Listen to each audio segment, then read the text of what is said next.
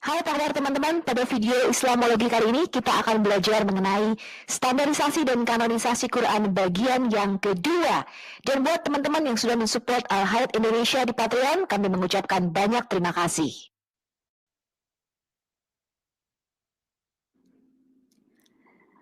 Apologetika memberi pertanggungjawaban terhadap iman kita. Iman itu bukan waktu yang sebentar. Ya, bukan datang dengan pewahyuan atau tiba-tiba. Tetapi Anda harus belajar, teman-teman. 2 Timotius 2 ayat 15 mengatakan, "Study to show thyself approved unto God, a workman that needed not to be ashamed, rightly dividing the word of truth." Belajarlah untuk menunjukkan bahwa dirimu pantas diakui oleh Tuhan, seorang pekerja yang tidak perlu merasa malu dan dapat dengan tepat membedakan firman kebenaran. Nah, ini yang penting, teman-teman. Anda belajar apologetika itu bukan dengan cara semedi di dalam kamar atau gua selama 3 jam, kemudian Anda berharap ada wahyu yang turun dari Jibril. Itu bukan cara belajar, teman-teman. Belajar itu Anda membuka semua buku. Anda buka Alkitab LAI, kemudian Anda compare dengan bahasa aslinya. Anda buka online interlinear Hebrew Bible, ya. Kemudian Anda eksegesis itu, ya. Anda minta Roh Kudus untuk menuntun Anda. Roh Kudus pimpin aku, supaya semua informasi yang masuk di dalam otakku ini disaring. Jadi Anda hanya menerima eksegesis firman yang benar. Sampah itu dibuang, ya, yang tidak sesuai dengan firman Tuhan itu dibuang. Nah, Anda harus punya saringan ini, teman-teman. Ya, nah itulah caranya kita belajar, sama seperti ketika kita kuliah, teman-teman. Jadi kalau saya belajar itu bisa 6-8 jam hanya satu topik tertentu, dan itu semua buku-buku dibuka, kamus dibuka, Alkitab dibuka, bahasa asli dibuka, arkeologi dibuka, semua itu kita kompil, teman-teman. Ya, jadi saya bisa melihat gambaran besarnya daripada firman Tuhan itu. Esra 7 ayat 10 mengatakan, "This was because Ezra had determined to study." Imam Ezra menjadi pengajar Taurat karena dia menekadkan dirinya. Dia menetapkan dirinya untuk belajar. And obey the law of the Lord. Dan taat kepada firman atau Taurat Tuhan. And to teach those decrees and regulations to the people of Israel. Dan mengajarkan ketetapan-ketetapan dan perintah-perintah hukum Taurat itu kepada orang Israel. Caranya bukan dengan semedi, teman-teman. Ya, dia bertekad untuk belajar, determined study. He studied it. Ya, Mazmur 119 ayat 15 sampai 16, "I will study your commandments." Bukan cuman kertasnya nanti Alkitab nih supaya cepat gue pintar nih belajarnya. Ya, Alkitab gue bakar deh, gue telan, gue minum. Biar firman Tuhannya masuk. Enggak, teman-teman. I will study your commandments and reflect on your ways.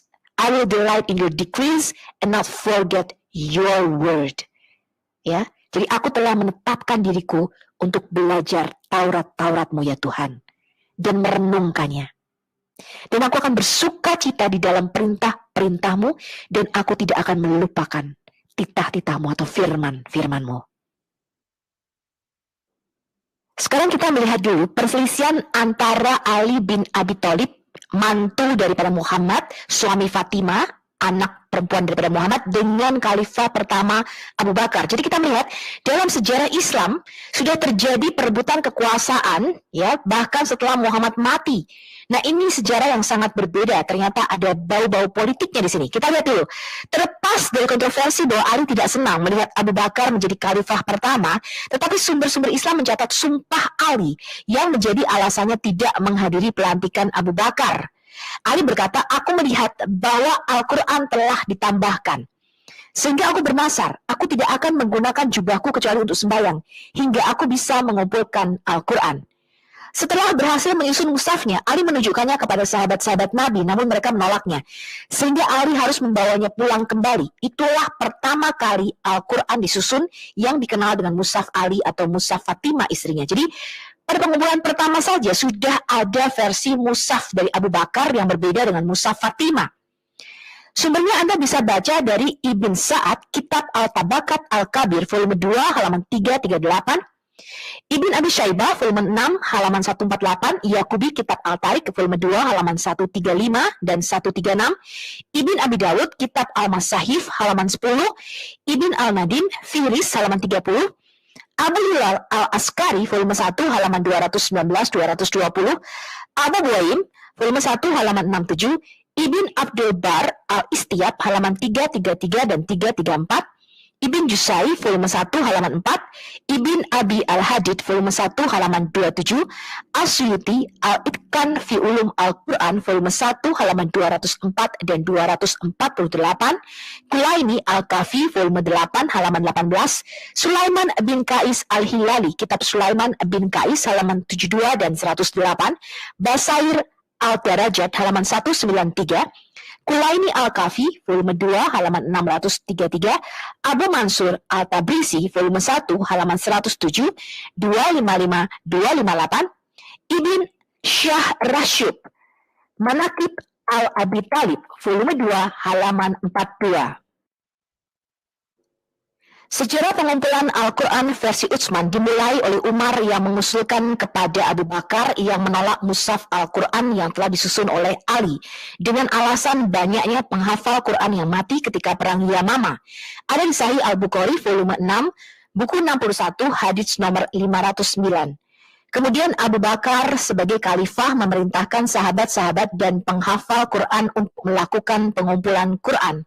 Ini ada di Sahih Bukhari volume 3 halaman 392-393, Sunan At-Tirmidzi volume 4 halaman 346-347, Abu Bakar Al-Marwasi Musnad Abi Bakar Al-Siddiq halaman 97, 99, 102 dan 104, Ibn Abi Dawud Kitab Al-Masahif halaman 6-7, 9 dan halaman 20, Ibn Al-Nadim Fihris halaman 27, Al-Khatib Al-Baghdadi Mudih Akhwam Al-Jam wa Itafrik volume 1 halaman 276, Baihaqi Dalail Al-Nubuwah volume 7 halaman 149-150.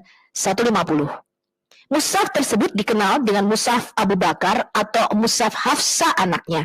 Terpisah dari dua mushaf di atas, Al-Quran dikumpulkan oleh Utsman, khalifah ketiga. Anda bisa membaca dalam Ibn Ash-Shakir, biografi daripada Utsman, halaman 170, 243 sampai 246, Sarkasi, Al-Burhan fi Ulum Al-Quran, volume 1, halaman 241, Sarkasi, Al-Burhan fi Ulum Al-Quran, volume 1, halaman 235, Asyuti, Al-Itqan fi Ulum Al-Quran, volume 1, halaman 211. Sekarang kita mau melihat kodifikasi Quran kedua oleh Utsman bin Affan. Utsman bin Affan adalah khalifah ketiga yang memerintah dari tahun 644 sampai 656 Masehi dan dianggap sebagai orang yang membakukan teks Al-Quran selama masa pemerintahannya. Selama kekhalifahannya, wilayahnya meluas di barat ke Maroko, Afghanistan di timur, Armenia dan Azerbaijan di utara. Pada paruh kedua masa pemerintahannya, sebuah pemberontakan muncul. Setelah pengepungan yang lama, rumahnya dibobol dan dia dibunuh oleh Muhammad, putra dari Abu Bakar. Dan komplotan lainnya pada tanggal 18 Zulhijjah, 35 tahun setelah Hijriah, atau lebih tepatnya 17 Juni 656 Masehi. Setelah kematian Utsman bin Affan, maka Ali bin Abi Thalib menjadi khalifah. Sekarang kita melihat dulu sejarah pembakaran pertama mushaf Quran. Penulisan mushaf Utsman didasarkan pada mushaf Abu Bakar yang ditulis oleh Said bin Sabit. Sayangnya, mushaf tersebut sebagai sumber penulisan mushaf Utsman dimusnahkan setelah Hafsah meninggal dunia oleh Marwan ibn Al-Hakam dengan mengatakan, saya lakukan hal ini karena khawatir ketika zaman berlalu atau di kemudian hari manusia akan meragukan keadaan ini. Peristiwa ini menyebabkan kita tanda tanya. Yang pertama, apakah mushaf Abu Bakar atau Hafsah ini tidak lengkap sehingga harus dibakar dan dimusnahkan? Yang kedua, perubahan susunan penulisan dilakukan Said antara mushaf Abu Bakar dengan mushaf Utsman. Muslim senantiasa menyatakan bahwa Al-Quran yang sekarang adalah sama persis dengan apa yang diterima oleh Nabi Muhammad. Telah dihafalkan dengan sempurna oleh sangat banyak sahabat-sahabat Nabi Muhammad.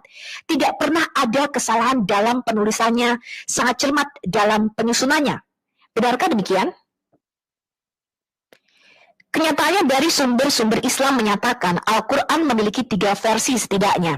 Mushaf Ali, Mushaf Abu Bakar, Mushaf Utsman. Antara ketiga versi tersebut dipastikan terdapat perbedaan pengurangan mushaf Ali oleh mushaf Abu Bakar, dan ada penambahan mushaf Abu Bakar oleh mushaf Utsman, sehingga dapat dipastikan antara mushaf Ali dengan mushaf Utsman sangat jauh perbedaannya. Apa yang sudah disampaikan adalah bobroknya moralitas pemimpin-pemimpin Islam, sehingga untuk kitab sucinya pun harus saling meniadakan, saling bakar-membakar. Moralitas bobrok ini terus dijaga demi klaim sesat kesempurnaan Al-Quran yang jelas-jelas mengandung banyak kesalahan dan perbedaan. Syiah yang meyakini mushaf Ali mengatakan setidaknya tercatat ada 219 ayat-ayat spesifik Quran yang dinyatakan palsu oleh Syiah. Bahkan kaum Syiah percaya bahwa Al-Quran yang dibawa oleh Jibril kepada Nabi Muhammad adalah sebanyak 17.000 ayat. Ini hampir 3 kali lebih tebal ketimbang Quran yang sekarang. Diambil dari tinjauan Ahlus Sunnah terhadap faham Syiah tentang Al-Quran dan hadis, Naman Hussein dan hadis Hisham bin Salim diriwayatkan dari Abi Abdillah. Sementara mushaf Utsman sendiri, seperti tulisan Taufik Adnan Amal dalam bukunya Rekonstruksi Sejarah Al-Quran halaman 204 mengatakan, salinan-salinan mushaf Utsmani yang diedarkan di sejumlah kota pada waktu itu dikirim ke beberapa provinsi dalam kenyataannya tidak sempurna secara absolut. Anda bisa membaca hal ini dari kitab Al-Masahif Ibn Abi Dawud. Ada berapa sih mushaf primer dan sekunder? Mushaf primer itu dipunyai oleh Salim, Umar, Ubay bin Ka'b, Ibn Mas'ud, Ali bin Abi Thalib, Abu Musa al-Asy'ari, Hafsah, Sa'id bin Sabit, Aisyah, Ummu Salama, Abdallah bin Amr, Ibn Abbas, Ibn Az-Zubair, Ubaid bin Umair, dan Anas bin Malik. Sedangkan mushaf-mushaf sekunder itu dipegang oleh Al-Qamah bin Qais, Ar-Rabi bin Qutaim, Al-Harith bin Suwaid, Al-Aswad, Hitan, Tala bin Musarif, Al-Amash, Sa'id bin Jubair, Mujahid, Ikrimah, Atta bin Abi Rabah, Salih bin Kaisan, Jafar As-Sadiq. Dari Al-Qamah sampai Al-Amash didasarkan pada Kodeks Ibn Mas'ud. Adanya perbedaan dalam bacaan ini sebenarnya sudah ada sejak zaman Muhammad ya, cuman Muhammad membiarkan hal itu ya. Tetapi sejak zaman khalifah-khalifah perbedaan bacaan ini menjadi masalah. Mereka ingin menyatukan berbagai macam bacaan-bacaan Quran yang berbeda ini. Ya, jadi perbedaan bacaan ini bukan barang baru pada zaman Utsman. Sudah ada sejak zaman Khalifah Umar. Dan Khalifah Umar itu sudah mengantisipasi bahaya perbedaan ini sejak zaman pemerintahannya dengan mengutus Ibn Mas'ud pada waktu itu ke Irak. Setelah Umar diberitahukan bahwa dia mengajarkan Al-Quran dalam dialek Hudayl. Dialek ini adalah sebagaimana Ibn Mas'ud mempelajarinya. Dan Umar ini tampaknya marah ya, atau tidak suka, naik pitam dia. Ya. Dalam salah satu kitab Islam ditulis sebagai berikut. Umar mengatakan Al-Quran telah diturunkan dalam dialek Quraisy. Maka ajarkanlah menggunakan dialek Quraisy, bukan menggunakan dialek Hudayl. Nah, jadi sudah terjadi bermacam-macam perbedaan bacaan dan khalifah-khalifah ini sudah mencoba menyatukannya. Kisah pengumpulan kedua ini umumnya diterima secara mayoritas. Kisahnya adalah sebagai berikut. Dikutip dari Sahih Bukhari, volume 6, buku 61, nomor 510. Dikisahkan oleh Anas bin Malik, Hudzaifah bin Al-Yaman menghadap Utsman. Ia tengah memimpin pendudukan Syria dan Irak dalam suatu ekspedisi militer ke Armenia dan Azerbaijan. Hudzaifah merasa cemas oleh pertengkaran mereka, yaitu penduduk Syria dan Irak, tentang bacaan Al-Quran. Maka berkatalah Hudzaifah kepada Utsman, "Wahai Amir al-Mu'minin, selamatkanlah umat ini sebelum mereka bertikai tentang kitab Allah, sebagaimana yang telah terjadi pada umat Yahudi dan Nasrani pada masa lalu." Kemudian, Utsman mengirim utusan kepada Hafsah dengan pesan, "Kirimkanlah kepada kami suhuf yang ada di tanganmu, sehingga bisa diperbanyak serta disalin ke dalam mushaf-mushaf. Dan setelah itu akan dikembalikan kepadamu." Hafsah mengirim suhufnya kepada Utsman. Utsman kemudian memerintahkan Sa'id bin Sabit, Abdullah bin Az-Zubair, Sa'id bin Alas, dan Abdurrahman bin Harith bin Hisham untuk menulis ulang manuskrip dengan sempurna. Ini ada di Sahih Al-Bukhari, volume 6, halaman 479. Utsman berkata kepada ketiga orang Quraisy ini, "Jika kamu berbeda pendapat dengan Sa'id bin Thabit, Maka tulislah dalam dialek Quraisy, karena Quran diturunkan dalam dialek tersebut. Mereka melakukannya dan kemudian membuat beberapa kopi. Utsman mengembalikan mushaf asli kepada Hafsah. Mushaf-mushaf salinan yang ada kemudian dikirim Utsman ke setiap provinsi dengan perintah agar seluruh rekaman tertulis Al-Quran yang ada, baik dalam bentuk fragmen ataupun kodeks, dibakar habis. Jadi mushaf-mushaf selain yang dibakukan oleh Utsman itu dibakar habis. Kemudian Zaid bin Sabit berkata, satu ayat dari surah Al-Ahzab hilang olehku saat kami mengkopi Quran dan aku biasa mendengar Rasulullah membacanya. Maka kami mencari ayat tersebut dan menemukannya pada Qusaimah bin Thabit Al-Ansari.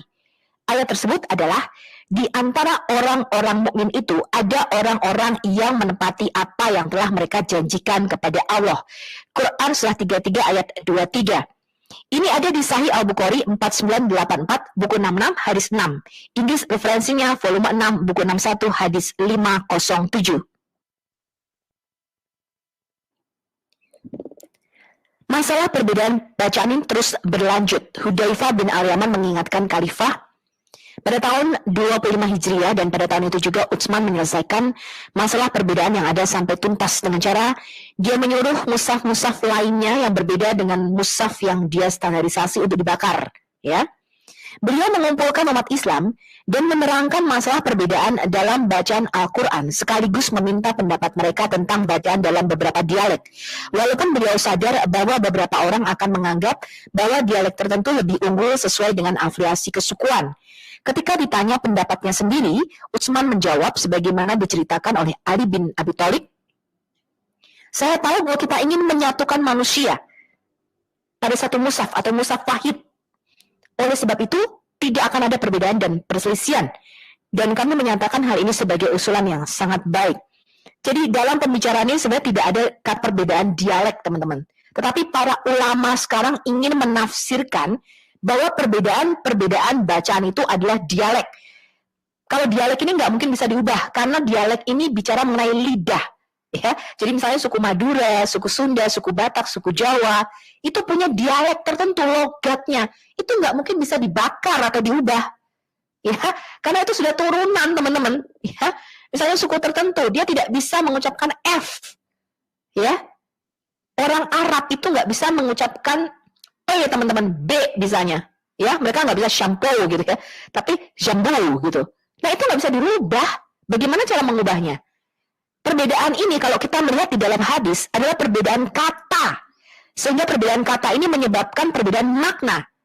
Ya, jadi saya sudah membacakan kemarin salah satu riwayat di dalam hadis yang menyatakan Umar bin Khattab dan Hisham bertengkar mengenai masalah perbedaan bacaan ini sampai hampir saling mencekik gitu ya. Umar mau mencekik Hisham. Padahal Umar dan Hisham ini satu suku Quraisy. Ya. Dan anehnya pada zaman Muhammad menyatakan nggak apa-apa bener kok. Jibril menurunkan dalam 7 bacaan, nggak apa-apa. Ya, memang beda-beda katanya. Tetapi para khalifah ini justru membuang bacaan-bacaan lainnya dan ingin membuatnya menjadi hanya satu bacaan saja. Ini aneh. Jadi para khalifah ini menentang kalau saya bilang pewahyuan daripada Allah sendiri. Sekarang terdapat 2 riwayat tentang bagaimana Utsman melakukan tugas ini. Satu di antaranya, beliau membuat naskah mushaf semata-mata berdasarkan kepada suhuf yang disimpan di bawah penjagaan Hafsah, bekas istri Nabi Muhammad. Riwayat kedua yang tidak begitu terkenal menyatakan Utsman lebih dahulu memberi wewenang pengumpulan mushaf dengan menggunakan banyak sumber. Jadi dia menyuruh Zaid bin Sabit sebelum membandingkannya dengan suhuf yang sudah ada. Kedua-dua versi riwayat ini sepaham bahwa suhuf yang ada pada Hafsah memainkan peranan penting dalam pembuatan mushaf Utsmani. Sekarang kita lihat laporan Ali bin Abi Thalib. Dilaporkan, Ali berkata kepada Utsman, demi Allah, dia tidak bertindak atau melakukan apapun sehubungan dengan masahif atau manuskrip, kecuali berkonsultasi penuh dengan kami. Karena dia berkata, apa pendapatmu tentang qiraat atau bacaan ini? Telah dilaporkan kepada saya bahwa ada yang mengatakan bacaan saya lebih unggul daripada bacaanmu. Dan itu adalah penyimpangan kebenaran.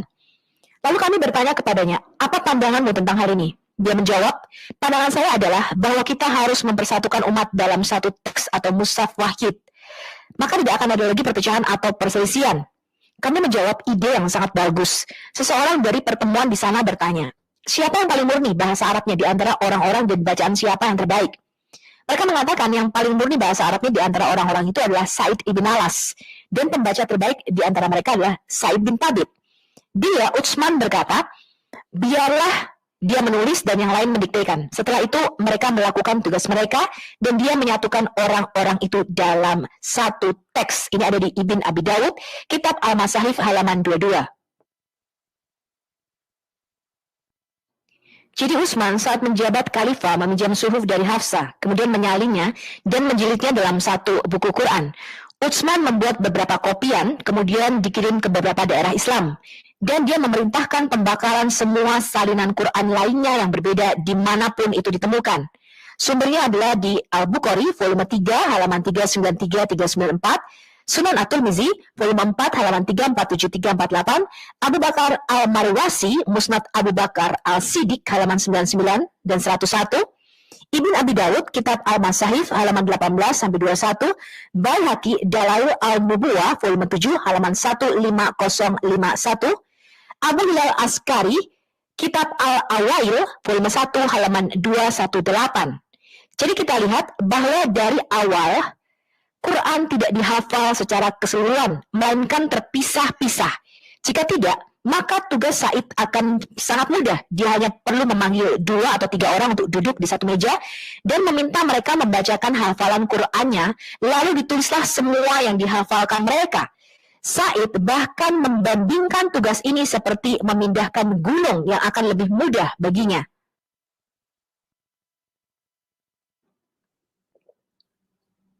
Riwayat kedua adalah pendapat yang agak rumit dan kompleks. Ibn Sirin tahun 110 Hijriah meriwayatkan, ketika Utsman memutuskan untuk menyatukan Al-Quran, dia mengumpulkan panitia yang terdiri dari 12 orang dari suku Quraisy dan Ansor. Di antara mereka adalah Ubay bin Ka'ab dan Sa'id bin Thabit.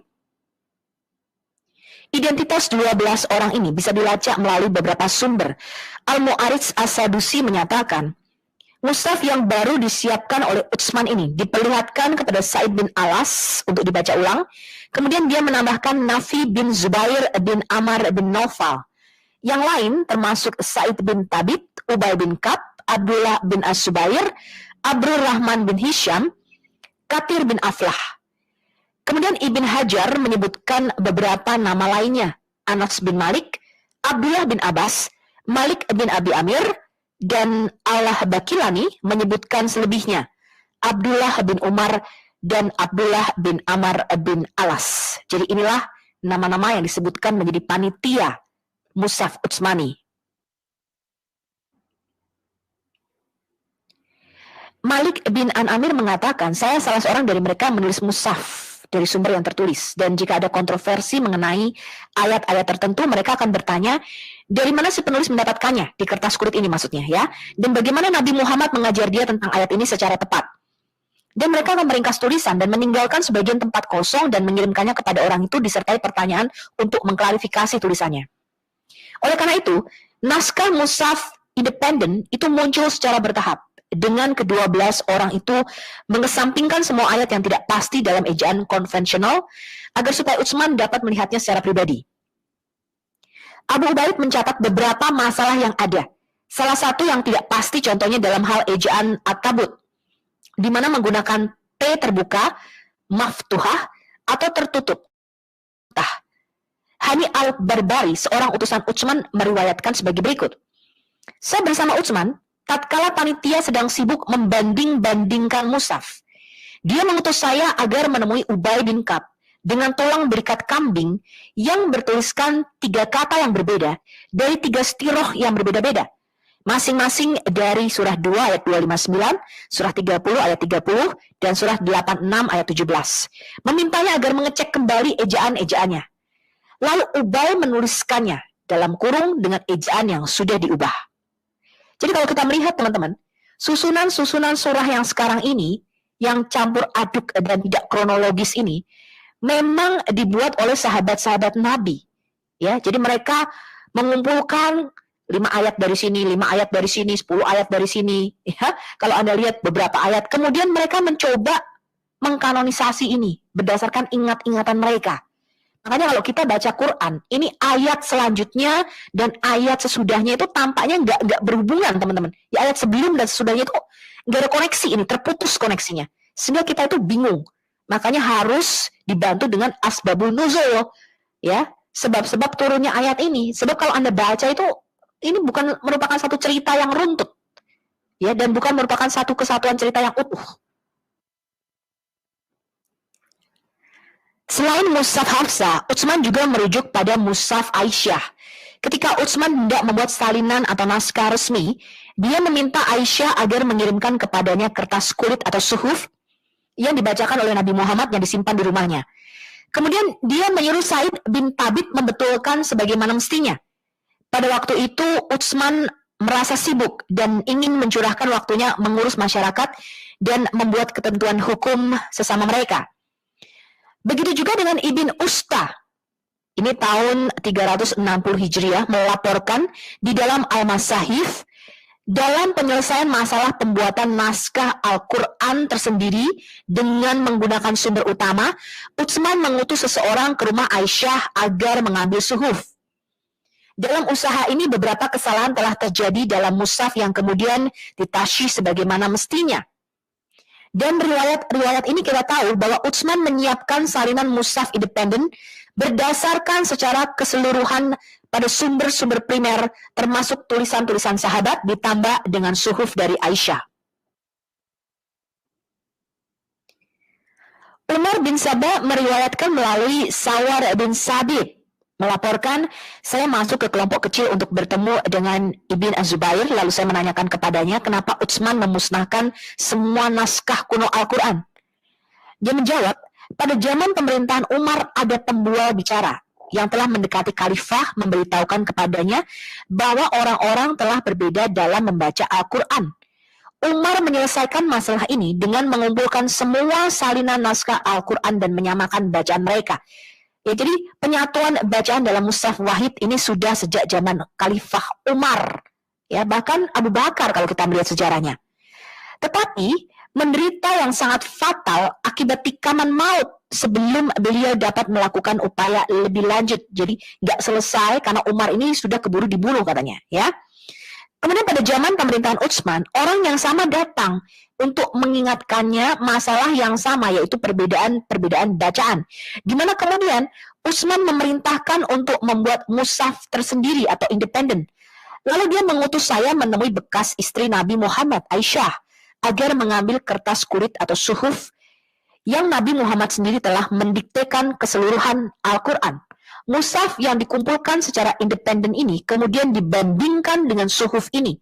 Dan setelah melakukan koreksi terhadap kesalahan-kesalahan yang ada, kemudian ia menyuruh agar semua salinan naskah Al-Quran lainnya dimusnahkan. Jadi ada dua naskah primer yang digunakan untuk membandingkan semua suhuf-suhuf atau mushaf-mushaf yang dikumpulkan, yaitu yang disimpan oleh Hafsah dan Aisyah. Ada berapa banyak salinan mushaf Utsmani yang dibuat dan kemudian dikirimkan ke provinsi-provinsi jajahannya pada waktu itu? Menurut beberapa laporan ada 4, Kufah, Basra, Suriah, dan satu lagi disimpan di Madinah.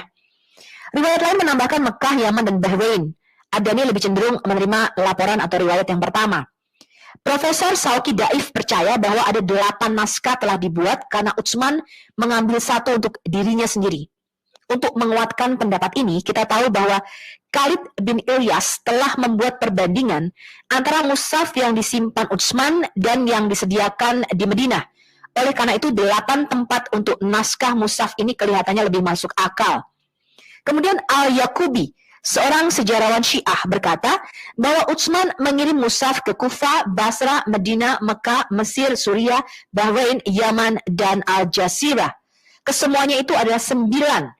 Ini sebagai bukti bahwa selama proses penyiapan naskah mushaf ini, beberapa orang menulis beberapa naskah lagi untuk kegunaan mereka masing-masing. Jadi yang menulis bukan cuma satu. Lalu di manakah semua naskah Utsmani ini, teman-teman? Apakah Muslim masih mempunyainya? Tindakan Utsman membakar salinan Al-Quran ini tidaklah disetujui secara aklamasi oleh komunitas muslim awal. Berikut diberikan kutipan dari Abi Dawud. Abi Dawud, Kitab Al-Masahif dan At-Tabari, buku 1, bab 6, nomor 2952. Proses pembakaran terhadap salinan Quran yang ditulis oleh para saksi mata oleh Utsman ini tidaklah disetujui oleh komunitas muslim secara umum. Mereka menyatakan bahwa Utsman telah memusnahkan kitab Allah karena sesungguhnya Quran adalah dalam banyak bentuk dan Utsman telah memusnahkan semuanya kecuali satu. Laporan Umar bin Khattab dilaporkan sebagai contoh. Umar mencari ayat tertentu yang hanya diingatnya samar-samar. Namun dengan menyesal, akhirnya Umar menemukan bahwa orang yang menghafal ayat tersebut telah terbunuh dalam perang Yamamah, sehingga ayat tersebut hilang selamanya. Dia mengekspresikan rasa kehilangannya dengan mengucapkan Inna lillahi wa inna ilaihi raji'un. Lalu memerintahkan untuk mengumpulkan Al-Quran, sehingga Umar adalah orang yang pertama yang mengumpulkan Al-Quran ke dalam mushaf. Sumbernya adalah Ibn Abi Dawud, Kitab Al-Masahif, halaman 10, As-Suyuti, Al-Itqan fi Ulum Al-Quran, volume 1, halaman 204. Jadi Umar menyatakan ada ayat-ayat yang hilang selamanya yang tidak diketahui karena sudah mati bersama dengan penghafalnya di dalam perang Yamamah. Kemudian Umar juga mengingat keberadaan ayat lain yang dikeluarkan dari Quran. Sumbernya adalah di Mabani halaman 99, Suyuti Al-Itqan fi Ulum Al-Quran volume 3 halaman 84, Ibn Abi Saibah volume 14 halaman 564. Ekspresi yang digunakan adalah fakatnah, artinya kita kehilangan ayat tersebut. Atau mungkin hilang, termasuk di dalamnya adalah ayat tentang kewajiban terhadap orang tua. Sumbernya adalah Abdul Ar-Razak, volume 9, halaman 50, Ahmad bin Hambal, volume 1, halaman 47, halaman 55, Ibn Abi Saibah, volume 7, halaman 431, Bukhari, volume 4, halaman 306, Ibn Salamah, Al-Nasik wal Mansuk, halaman 22, Suyuti Al-Itqan fi Ulum Al-Quran, volume 3, halaman 84, Sarkasi, Al-Burhan fi Ulum Al-Quran, volume 1, halaman 39, yang mengacu pada Abu Bakar. Ayat yang hilang antara lain adalah ayat tentang jihad. Sumbernya ada di Muhasibi, Faham Al-Quran Anwamani, halaman 403, Mabani, halaman 99, Suyuti Al-Itqan fi Ulum Al-Quran, volume 3, halaman 84.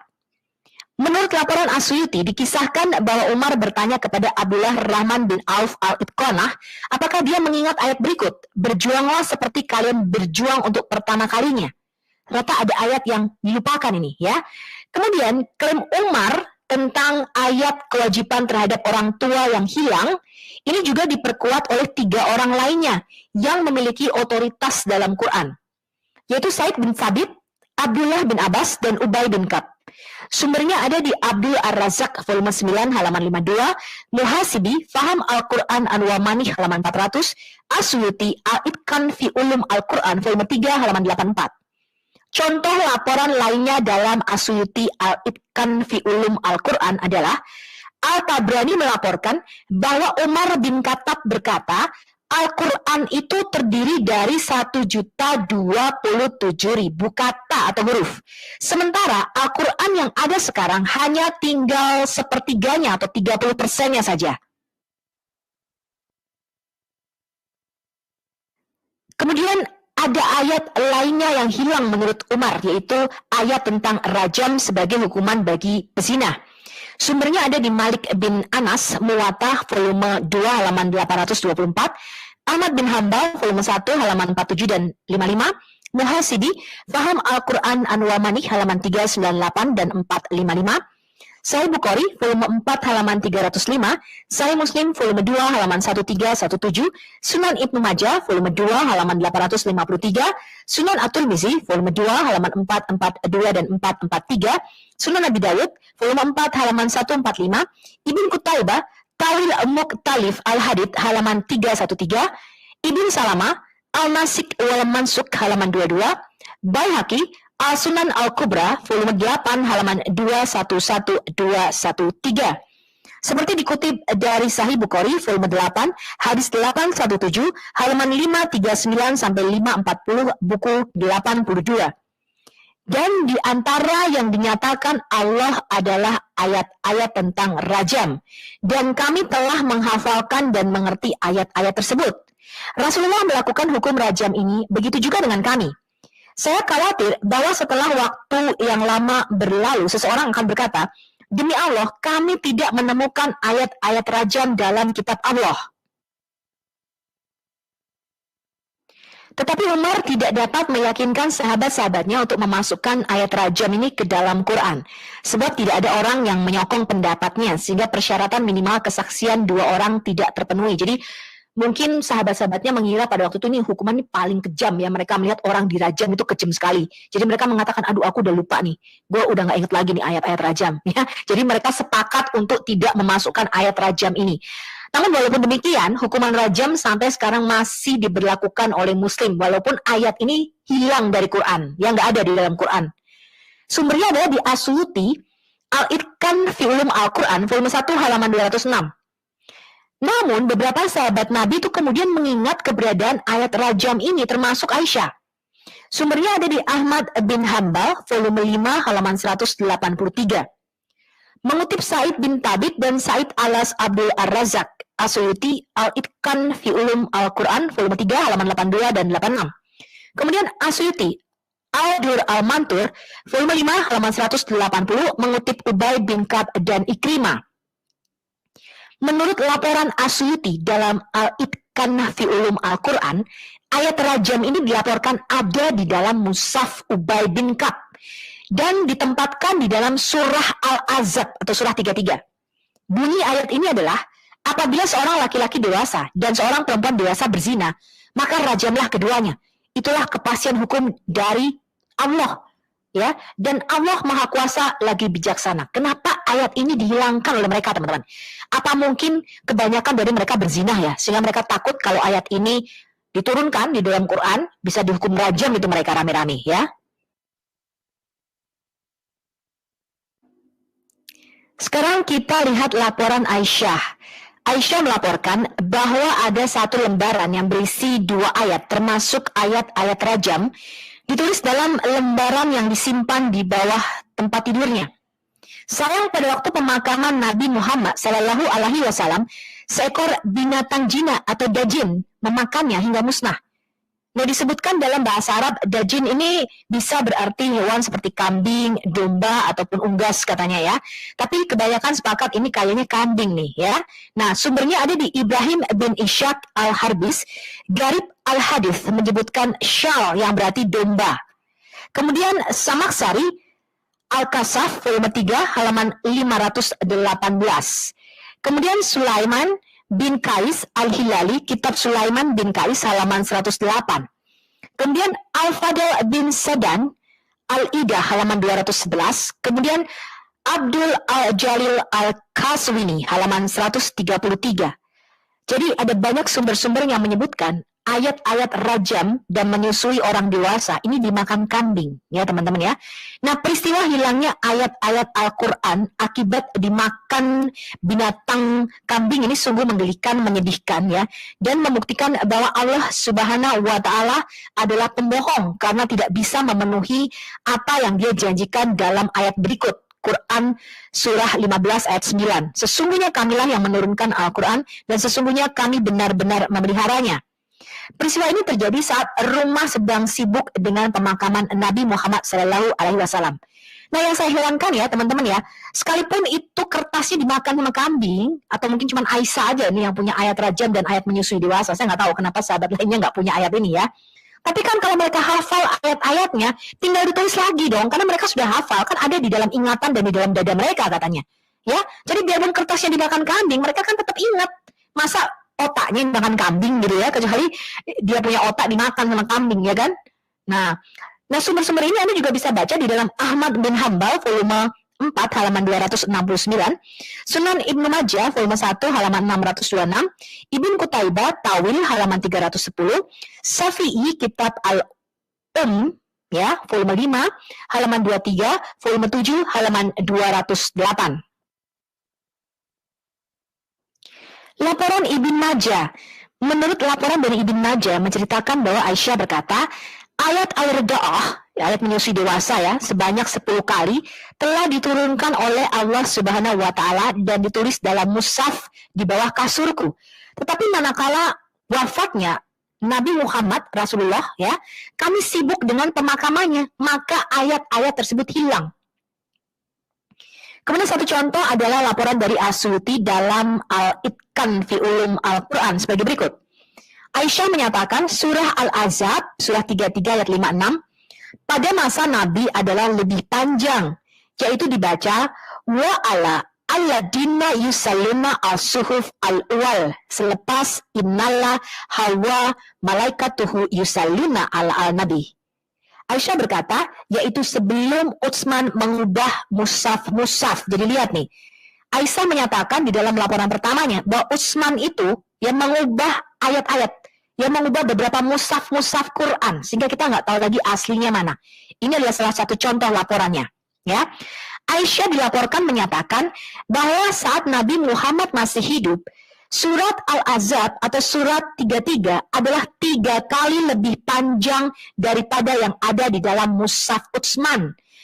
Jadi sumbernya ada di dalam Al-Ragib Al-Isfahani, Muhadarat Al-Udaba volume 4 halaman 434, Asyuti Al-Duri Al-Mantur volume 5 halaman 180, Asyuti Al-Itqan fi Ulum Al-Quran volume 1 halaman 226. Kita baca kutipan dari Asyuti. Aisyah berkata, surah Al-Ahzab dibaca pada zaman Rasulullah sebanyak 200 ayat atau sepanjang surat Al-Baqarah. Tetapi pada masa Utsman menulis mushaf, surah tersebut hilang, tinggal 73 ayat saja. Laporan Anas bin Malik. Anas bin Malik mengingat satu ayat yang turun saat beberapa muslim terbunuh dalam perang, tetapi kemudian hilang. Sumbernya ada di Muhasibi, Faham Al-Quran An-Wamani, halaman 399, At-Tabari, Jami Al-Bayan, volume 2, halaman 479. Ayat yang diingat Anas bin Malik adalah, sampaikanlah kepada kaum kami bahwa kami telah bertemu Tuhan kami, dan dia ridho kepada kami serta kami pun ridho kepadanya. Laporan Abdullah ibn Umar. Abdullah ibn Umar menyatakan banyak bagian Quran yang telah hilang. Sumbernya ada di Asyuti, Al-Itqan fi Ulum Al-Quran, volume 3, halaman 8182. Yang dikatakan oleh Abdullah ibn Umar adalah, sungguh seorang di antara kamu akan berkata, saya telah mendapatkan Al-Quran yang lengkap, dan dia tidak mengetahui jumlah total keseluruhannya. Sesungguhnya banyak bagian Al-Quran yang telah hilang, dan karena itu seharusnya dia berkata, saya telah mendapatkan apa yang masih sisa yang ada sekarang. Jadi banyak dari bagian Al-Quran yang diturunkan yang hanya diketahui oleh mereka yang meninggal pada hari perang Yamamah katanya. Tetapi mereka tidak diketahui, atau ayat-ayat ini tidak diketahui oleh mereka yang selamat, juga tidak ditulis, juga tidak diketahui oleh Abu Bakar, Umar, atau Utsman pada saat mengumpulkan Al-Quran, dan juga tidak ditemukan bahkan dengan satu orang pun setelah mereka. Ini ada di Ibn Abi Daud, Kitab Al-Masahif halaman 23.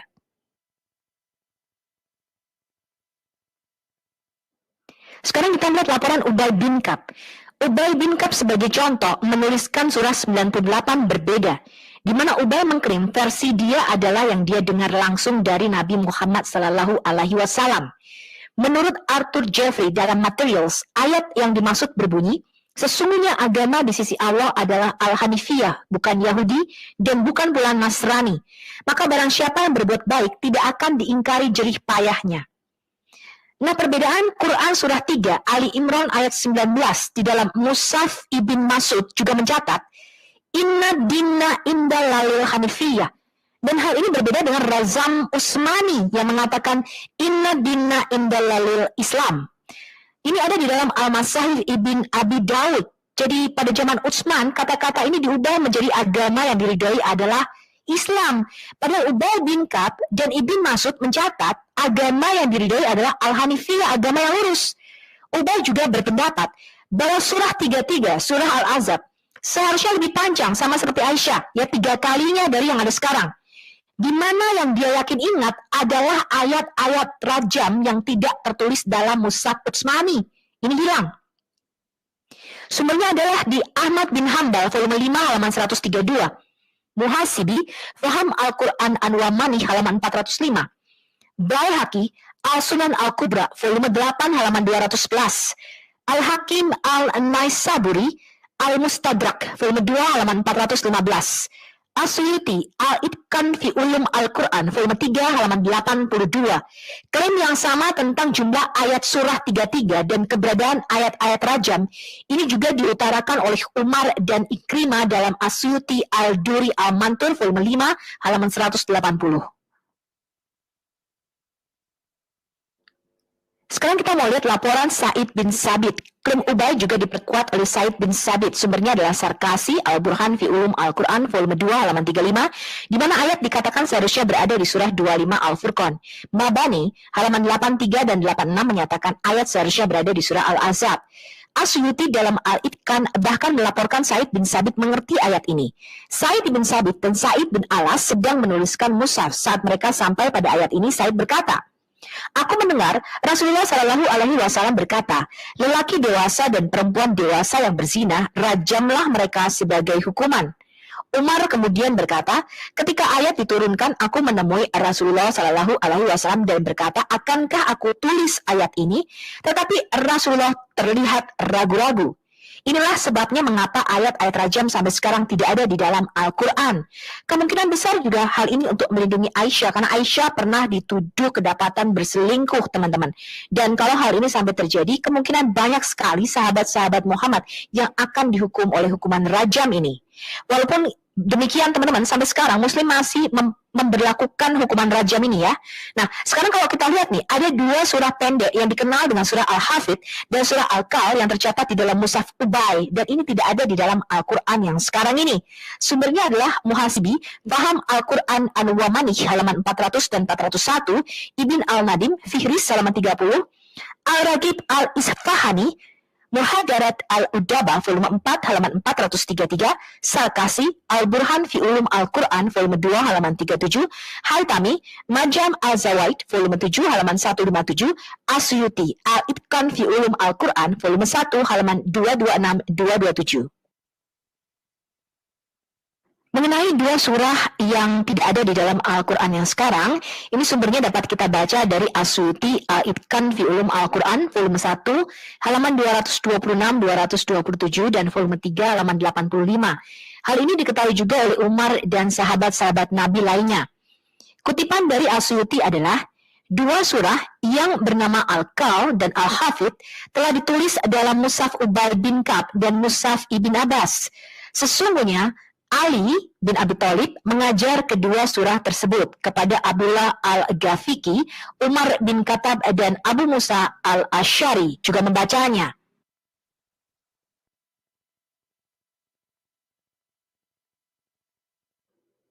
Laporan Hudzaifah.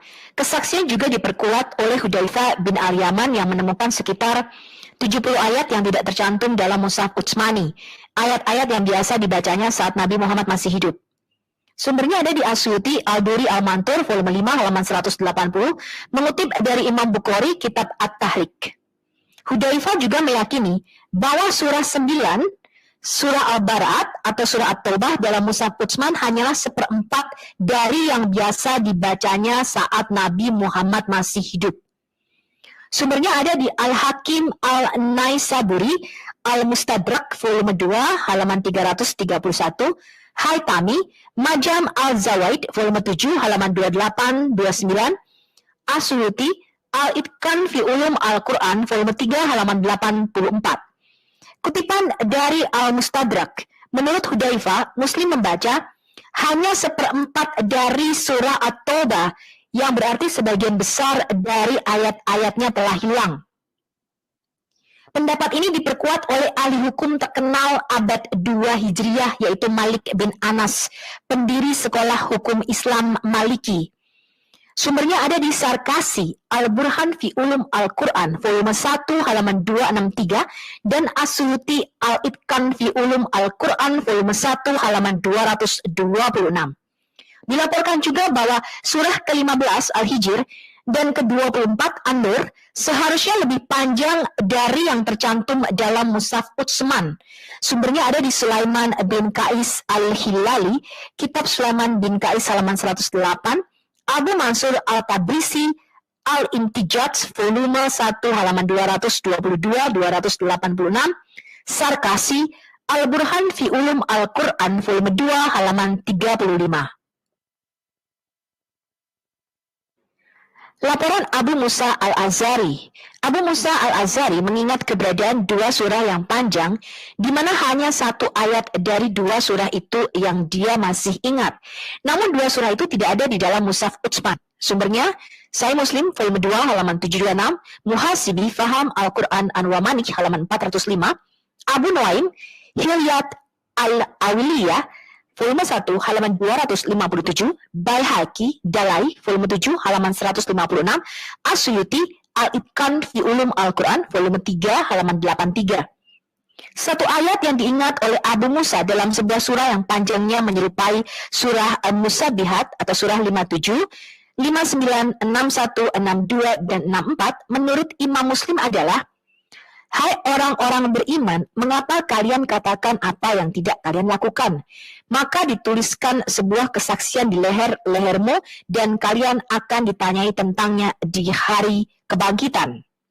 Satu dari dua ayat yang dia ingat adalah, jika anak Adam memiliki dua timbunan emas, dia akan mencari yang ketiga.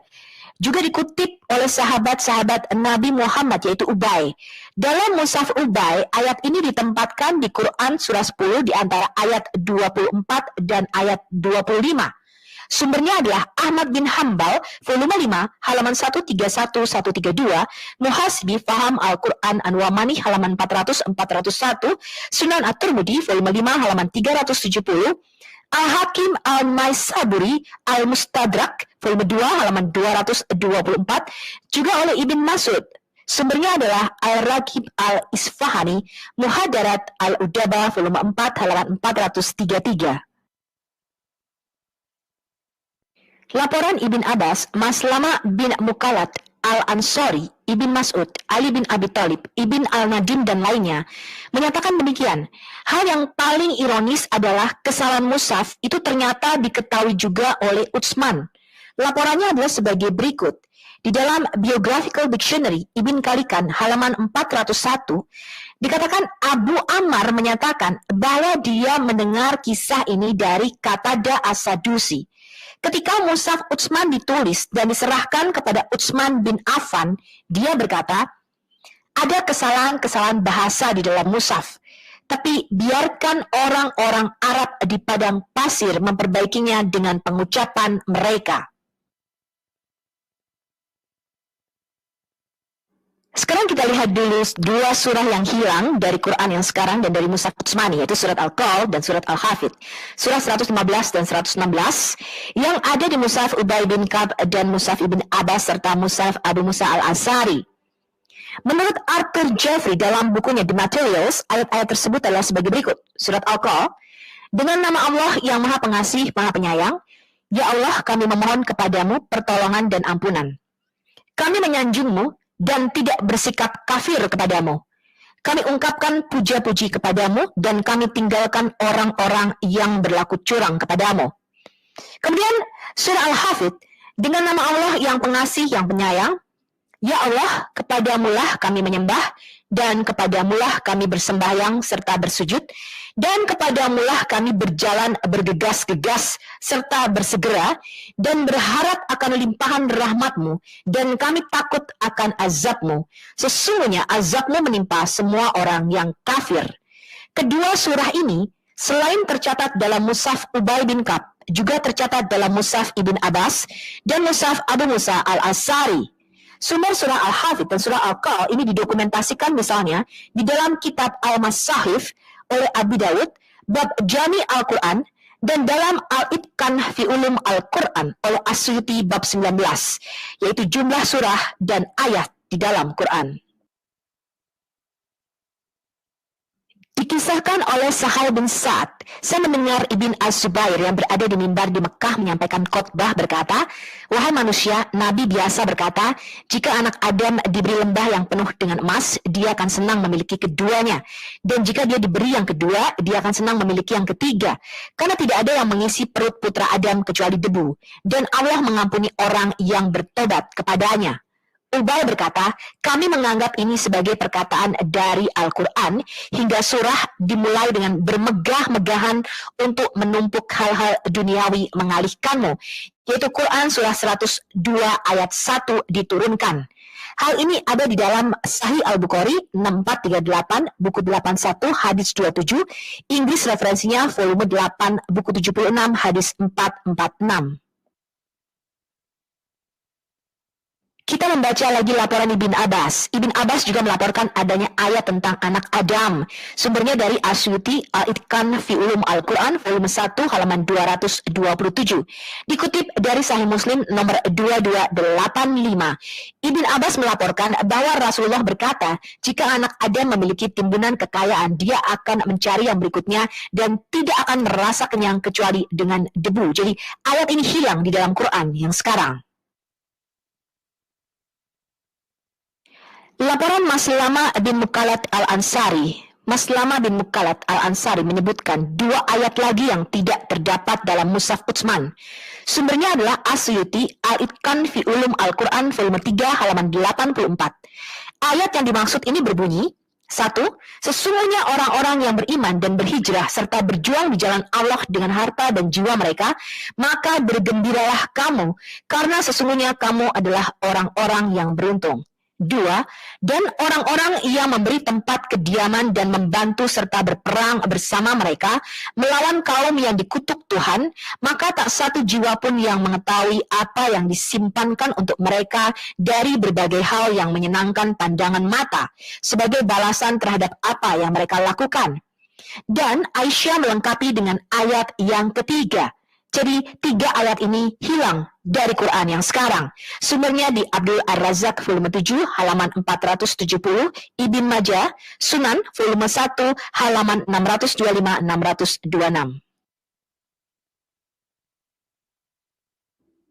Kalau tadi kita melihat ada ayat atau surah yang hilang dari Quran yang ada sekarang, ini dicatat justru ada penambahan. Kita lihat nih, Ibn Mas'ud melaporkan dia tidak memasukkan surah pertama Al-Fatihah, surah 113 Al-Falaq, dan surah 114 An-Nas di dalam mushafnya.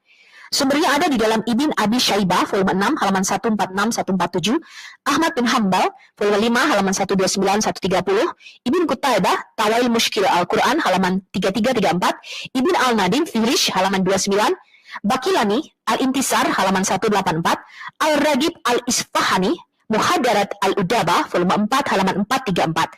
Sarkashi, Al-Burhan fi Ulum Al-Quran, volume 1, halaman 251, volume 2, halaman 128.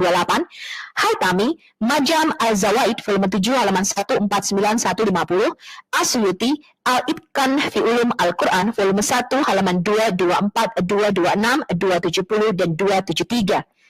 Menurut laporan Asyuti, Ibn Mas'ud menolak memasukkan surah pertama, surah 113, dan surah 114, karena surah-surah tersebut adalah doa-doa dan mantra untuk mengusir setan.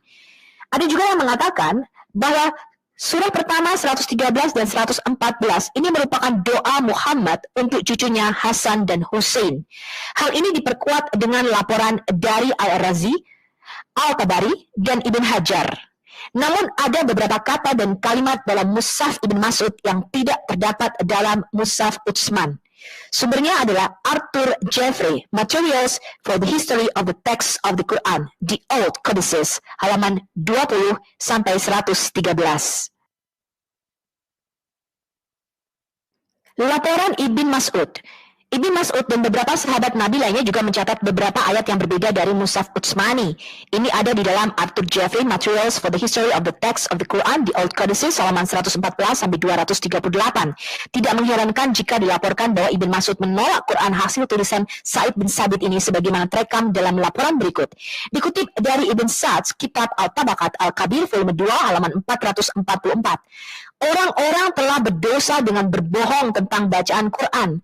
Aku memilih untuk membaca Quran menurut apa yang aku terima dari Rasulullah, daripada menurut apa yang ditulis oleh Said bin Sabit. Demi Allah, aku telah menghafal lebih dari 70 surah langsung dari mulut Rasulullah di saat Said masih anak kecil.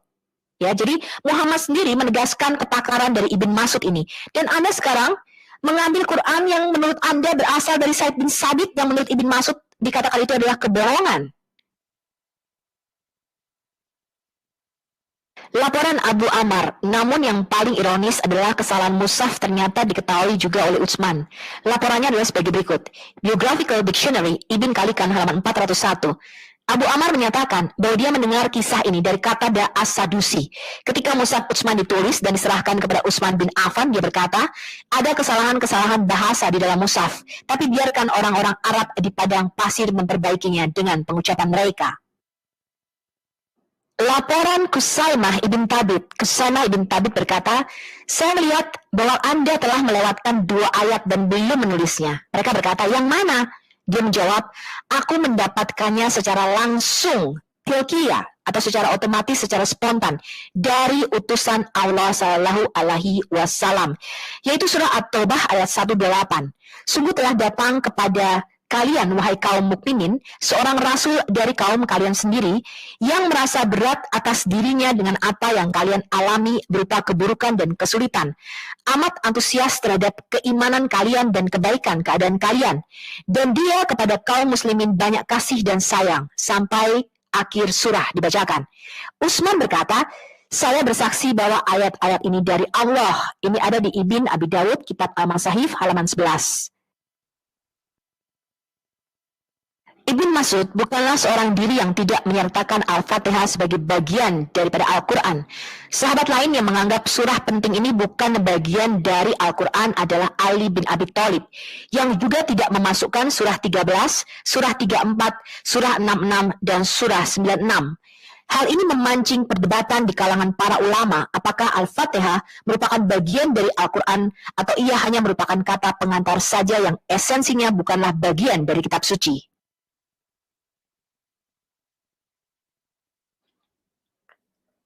Laporan Abdullah bin Sarah. Salah satu juru tulis Muhammad adalah Abdullah ibn Sarah atau Abdullah bin Abu Sarah.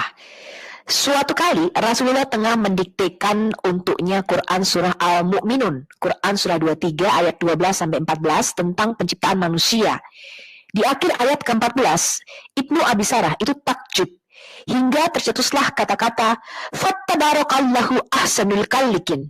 Artinya, terpujilah Allah, pencipta yang terbaik dari semua pencipta.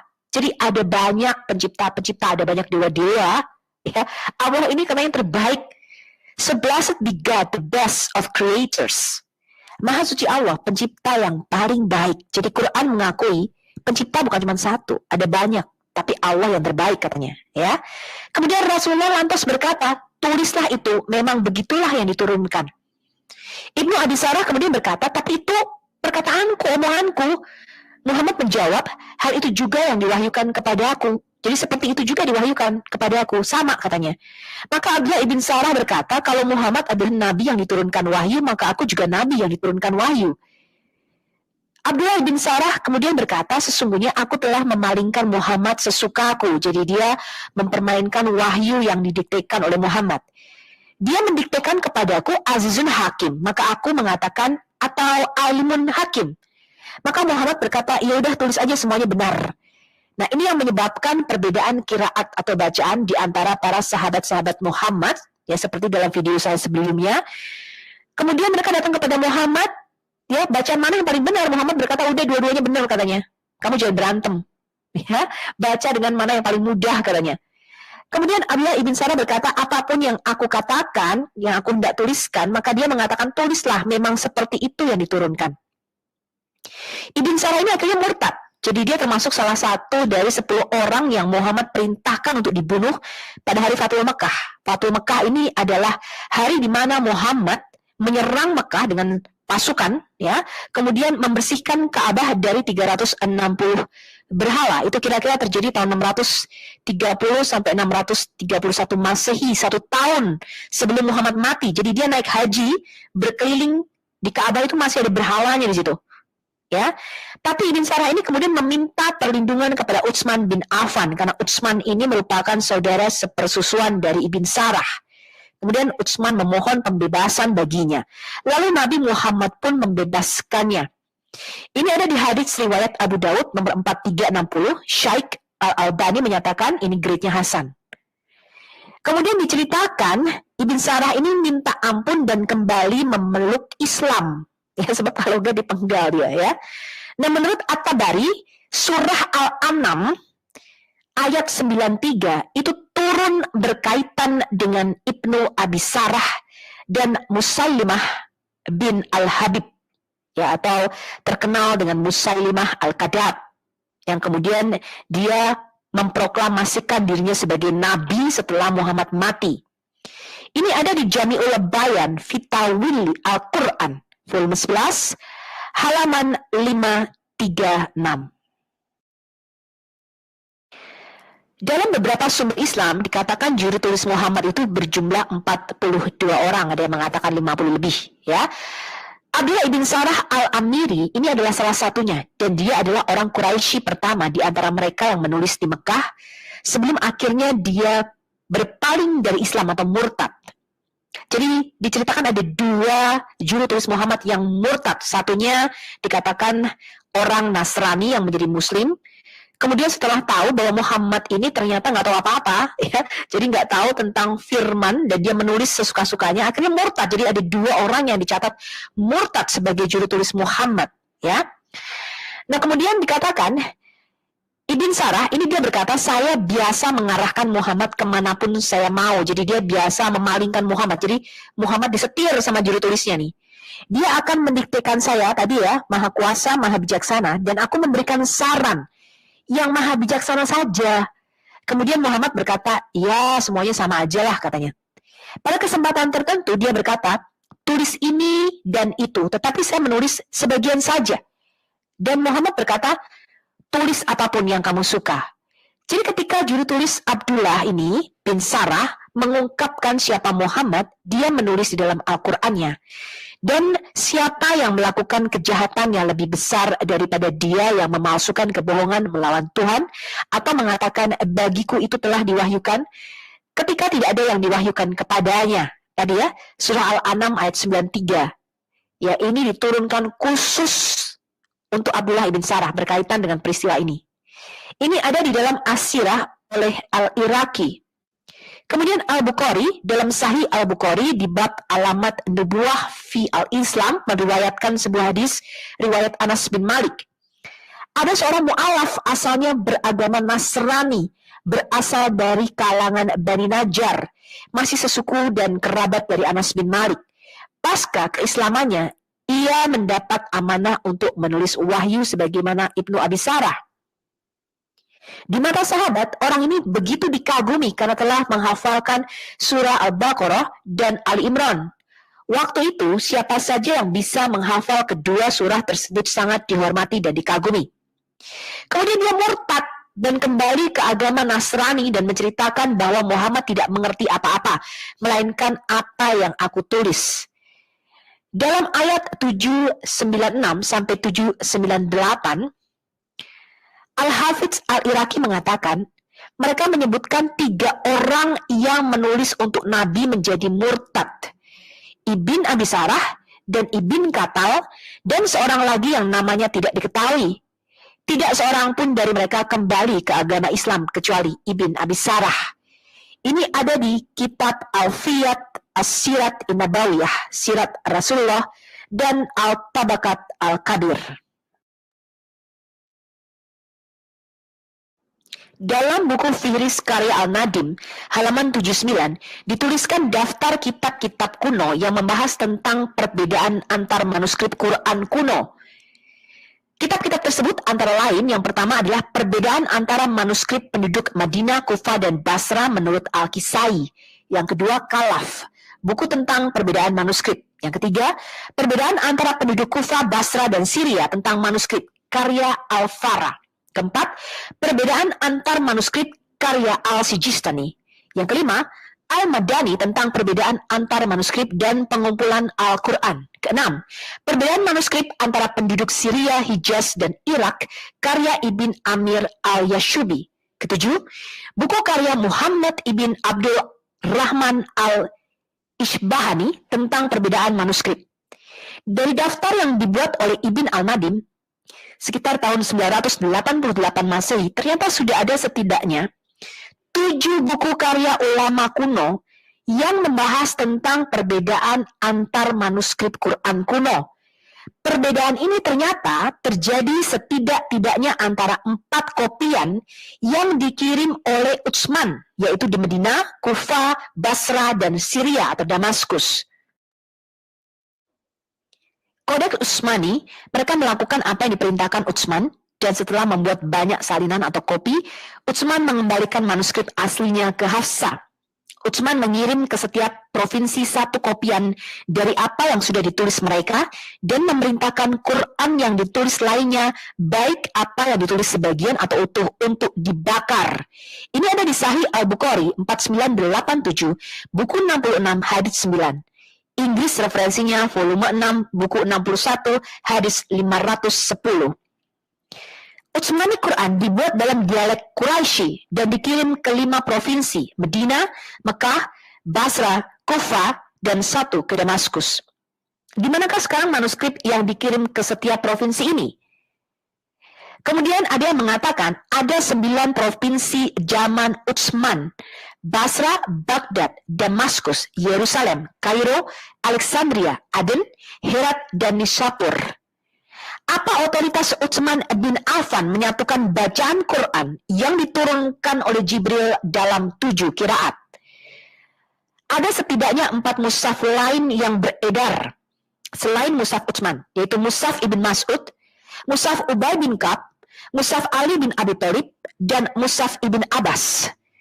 Naskah Arab yang digunakan pada abad ke-7, yaitu selama masa hidup Nabi Muhammad, terdiri dari simbol-simbol yang sangat mendasar, yang hanya mengungkapkan struktur konsonan sebuah kata, dan bahkan dengan banyak ambiguitas. Sementara hari ini, huruf seperti ba, ta, ya, mudah dibedakan berdasarkan titik atau tashkil atau harakatnya. Hal ini tidak terjadi pada masa awal, dan semua huruf ini dulu ditulis dalam 1 garis lurus. Ini ada di Von Denver, Ulum Al-Quran, An Introduction to the Sciences of the Quran, halaman 57. Ketika semakin banyak muslim non-Arab dan juga banyak orang Arab yang bodoh mempelajari Al-Quran, pengucapan yang salah dan bacaan yang salah mulai meningkat. Diceritakan bahwa pada masa Duwali, seseorang di Basra membaca ayat berikut dari Al-Quran dengan cara yang salah dan mengubah artinya sepenuhnya. Bahwa Tuhan dan Rasulnya memutuskan kewajiban dengan orang kafir. Quran Surah At-Taubah ayat 3. Dibacanya dengan bahwa Tuhan memutuskan kewajiban dengan orang kafir dan Rasul. Kesalahan ini terjadi karena kesalahan membaca rasulihi menggantikan rasuluhu yang tidak dapat dibedakan dengan teks tertulis. Karena tidak ada tanda atau aksen yang menunjukkan pengucapan yang benar. Kecuali seseorang telah menghafal versi yang benar, dia dapat dengan mudah melakukan kesalahan seperti itu karena ketidaktahuan. Ini masih dalam bukunya Von Denver, Ulum Al-Quran, An Introduction to the Sciences of the Quran, halaman 58. Sarjana Islam mencatat bahwa setidaknya ada 50 sistem bacaan atau qiraat atau vokalisasi yang berbeda telah dikembangkan untuk Al-Quran versi Utsman. Qiraat yang berbeda ini menunjukkan bahwa terdapat berbagai pendapat tentang bagaimana teks Utsman dapat dibaca, dan ada beberapa kebingungan tentang hal ini. Jadi apa kesimpulan kita, teman-teman? Ternyata banyak ayat yang hilang, lupa, dan dibatalkan. Banyak ayat dari Quran yang diturunkan yang hanya diketahui oleh mereka yang meninggal dalam hari perang Yamama, tapi tidak diketahui oleh mereka yang selamat, dan belum juga ditulis sewaktu itu. Bahkan pada saat Abu Bakar, Umar, dan Utsman mengumpulkan Quran, tidak mereka temukan di satupun orang setelah itu. Jadi ayat-ayat yang hilang ini belum dihafalkan dan belum ditulis. Ya, dan itu banyak, teman-teman. Ya. Ibn Abi Daud di dalam kitab Al-Masahif halaman 23 sumbernya. Kemudian dilaporkan dari Ismail ibn Abraham, dari Ayub, dari Nafi, dari Ibn Umar yang berkata, janganlah ada di antara kamu yang mengatakan bahwa dia telah memperoleh seluruh Al-Quran. Karena bagaimana dia tahu seluruh Quran itu semuanya? Sebab banyak dari Al-Quran telah hilang. Jadi biarkan dia berkata, aku telah mendapatkan apa yang masih bisa diselamatkan. As-Suyuti, Al-Itqan fi Ulum Al-Quran bagian 3 halaman 72 dan halaman 524. Abu Harb bin Abu Al-Aswad melaporkan atas otoritas ayahnya yang dikirim Abu Musa Al-Asari untuk penghafal Quran di Basrah. Mereka mendatanginya dan jumlahnya 300 orang. Mereka membaca Al-Quran dan dia berkata, kalian adalah yang terbaik di antara penduduk Basrah karena kalian adalah pelafal di antara mereka. Jadi teruslah melafalkannya. Namun perlu diingat bahwa pelafalanmu untuk waktu yang lama semoga tidak mengeraskan hatimu seperti orang-orang sebelum kalian. Kami biasa membaca sebuah surah yang panjang dan kerasnya mirip dengan surah Bara'at. Namun, saya telah lupa dengan pengecualian ini yang saya ingat darinya. Jika ada dua lembah yang penuh dengan kekayaan bagi anak Adam, dia akan merindukan lembah ketiga. Dan tidak ada yang akan mengisi perut anak Adam tapi debu. Dan kami biasa melafalkan surah yang mirip dengan salah satu surah Musabihat dan saya telah lupa. Tapi ingatlah ini. Wahai orang-orang yang beriman, mengapa kamu mengatakan apa yang tidak kamu amalkan? Dan yang dicatat di leher kamu sebagai saksi melawanmu dan kamu akan ditanyai tentang hal itu pada hari kebangkitan. Ini ada di Sahih Muslim 1050 buku 12 hadis 156. Inggris referensi buku 5 hadis 2286. Diceritakan oleh Anas bin Malik, suku-suku Ril Dakwan, Usaya dan Bani Lihyan meminta Rasulullah untuk menyediakan bagi mereka beberapa orang untuk mendukung mereka melawan musuh mereka. Oleh karena itu, Muhammad memberi mereka 70 orang dari Ansor yang biasa kami sebut Al-Qura selama hidup mereka. Mereka biasa mengumpulkan kayu pada siang hari dan berdoa pada malam hari. Saat mereka berada di sumur Mauna, orang-orang kafir membunuh mereka dengan mengkhianati mereka. Ketika berita ini sampai kepada Nabi Muhammad, dia mengucapkan Al-Qunut selama 1 bulan dalam salat subuh. Menyerukan kejahatan pada beberapa suku Arab atas Ril, Dakwan, Usaya, dan Bani Libya. Kami biasa membaca ayat Al-Quran yang diturunkan sehubungan dengan mereka, tapi kemudian ayat itu dibatalkan. Hal itu adalah, sampaikan kepada orang-orang kita atas nama kita informasi bahwa kami telah bertemu dengan Tuhan kami dan dia senang dengan kami dan telah membuat kami senang. Anas bin Malik menambahkan, Nabi Allah mengucapkan kunut selama 1 bulan dalam sholat subuh, menyerukan kejahatan pada beberapa suku Arab, yaitu Ril, Dakwan, Usaya, dan Bani Libya. Anas menambahkan 70 orang Ansari itu tewas di sumur Mauna. Referensinya ada di Sahih Al-Bukhari 4090 buku 64 hadis 134, Inggris referensi volume 5 buku 59 hadis 416. Umar bin Al-Khattab meriwayatkan bahwa dia berbicara kepada orang-orang dan berkata, sesungguhnya Allah telah mengutus Muhammad dengan kebenaran dan menurunkan kitab kepadanya dan ayat rajam dimasukkan dalam apa yang diturunkan Allah. Kami membacakannya, menghafalnya dan memahaminya. Rasulullah merajam sampai mati siapa yang berzina saat menikah dan kami merajam setelah kematiannya. Jadi hukuman rajam ini pada zaman Muhammad dipraktekkan bahkan setelah Muhammad mati. Ya. Tetapi saya khawatir setelah sekian lama berlalu, seseorang mungkin berkata kami tidak menemukan ayat-ayat rajam di dalam kitab Allah. Dan dengan demikian mereka dapat tersesat dengan meninggalkan kewajiban yang telah diturunkan Allah. Sesungguhnya rajam adalah kewajiban di dalam kitab Allah yang harus dilakukan terhadap pria dan wanita yang berzina. Jika kejahatan mereka terbukti dengan kehamilan atau melalui pengakuan orang yang berzina. Ini ada di Sahih Al-Bukhari, volume 8, hadis 817 halaman 539. Kusaimah ibn Tabit berkata, saya melihat kamu telah mengabaikan 2 ayat dan tidak menuliskannya. Kepada Said bin Sabit maksudnya ya. Kemudian mereka berkata, yang mana? Dia menjawab, saya mendapatkannya langsung dari utusan Allah. Ini Quran surah 9 At-Taubah ayat 128 yang hampir hilang ya.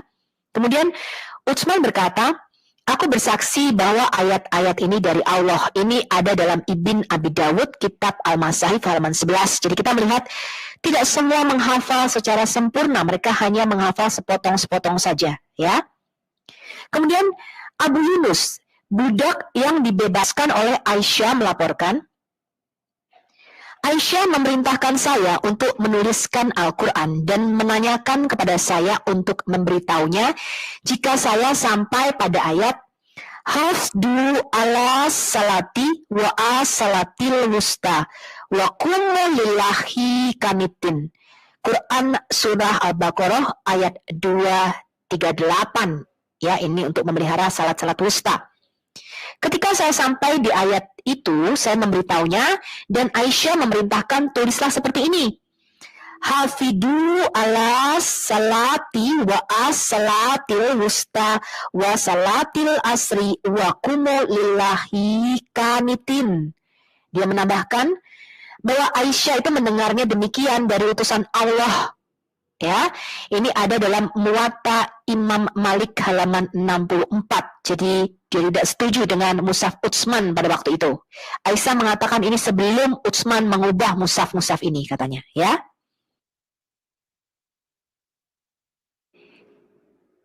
Iya, ini adalah ayat favorit kaum Abdul. Sayangnya ayat ini dimakan sama kambing. Diriwayatkan bahwa Aisyah berkata, ayat rajam dan menyusui orang dewasa 10 kali telah diturunkan. Dan lembaran itu atau mushaf itu, suhufnya, ada bersama saya di bawah bantal. Ketika Muhammad Rasulullah wafat, kami disibukkan dengan kematiannya. Dan seekor dajin, ya, kemungkinan adalah seekor domba jinak, ini masuk dan memakannya. Catatan, ayat-ayat ini dibatalkan dalam bacaan tetapi tidak di dalam prakteknya. Jadi kalian masih harus mempraktekkan rajam dan menyusui orang dewasa ini, ya. Hadis lain menetapkan jumlah orang yang disusui itu menjadi 5 kali. Ya, tadinya 10 diturunin jadi 5. Ini ada di Sunan Ibnu Majah buku 9 hadis 2020, Inggris referensinya volume 3 buku 9 hadis 1944. Maka tidak heran jika Aisyah, istri kesayangan Nabi, berkata, pada masa Nabi, pasal dari surah Al-Ahzab biasanya terdiri dari 200 ayat jika dibaca, atau sepanjang surah Al-Baqarah. Ketika Utsman mengumpulkan salinan Al-Quran, dia tidak mendapatkan yang lebih banyak dari hanya ayat-ayat yang tercatat ini. Ini ada di dalam tafsir Ruh Al-Mani dan tafsir Al-Qurtubi. Ibn Abi Maryam melaporkan kepada kami dari Ibn Nuhai, dari Abdul Aswad, dari Urwa bin Az-Zubair, dari Aisyah yang berkata, surah Al-Ahzab biasa dibacakan pada zaman Nabi dengan 200 ayat. Tapi ketika Utsman mengumpulkannya dan membukukannya, tidak ditemukan lebih dari apa yang ada sekarang, 73 ayat. Wow, jadi berapa tuh ayat-ayat yang hilang? 100 lebih, 120 lebih, ya.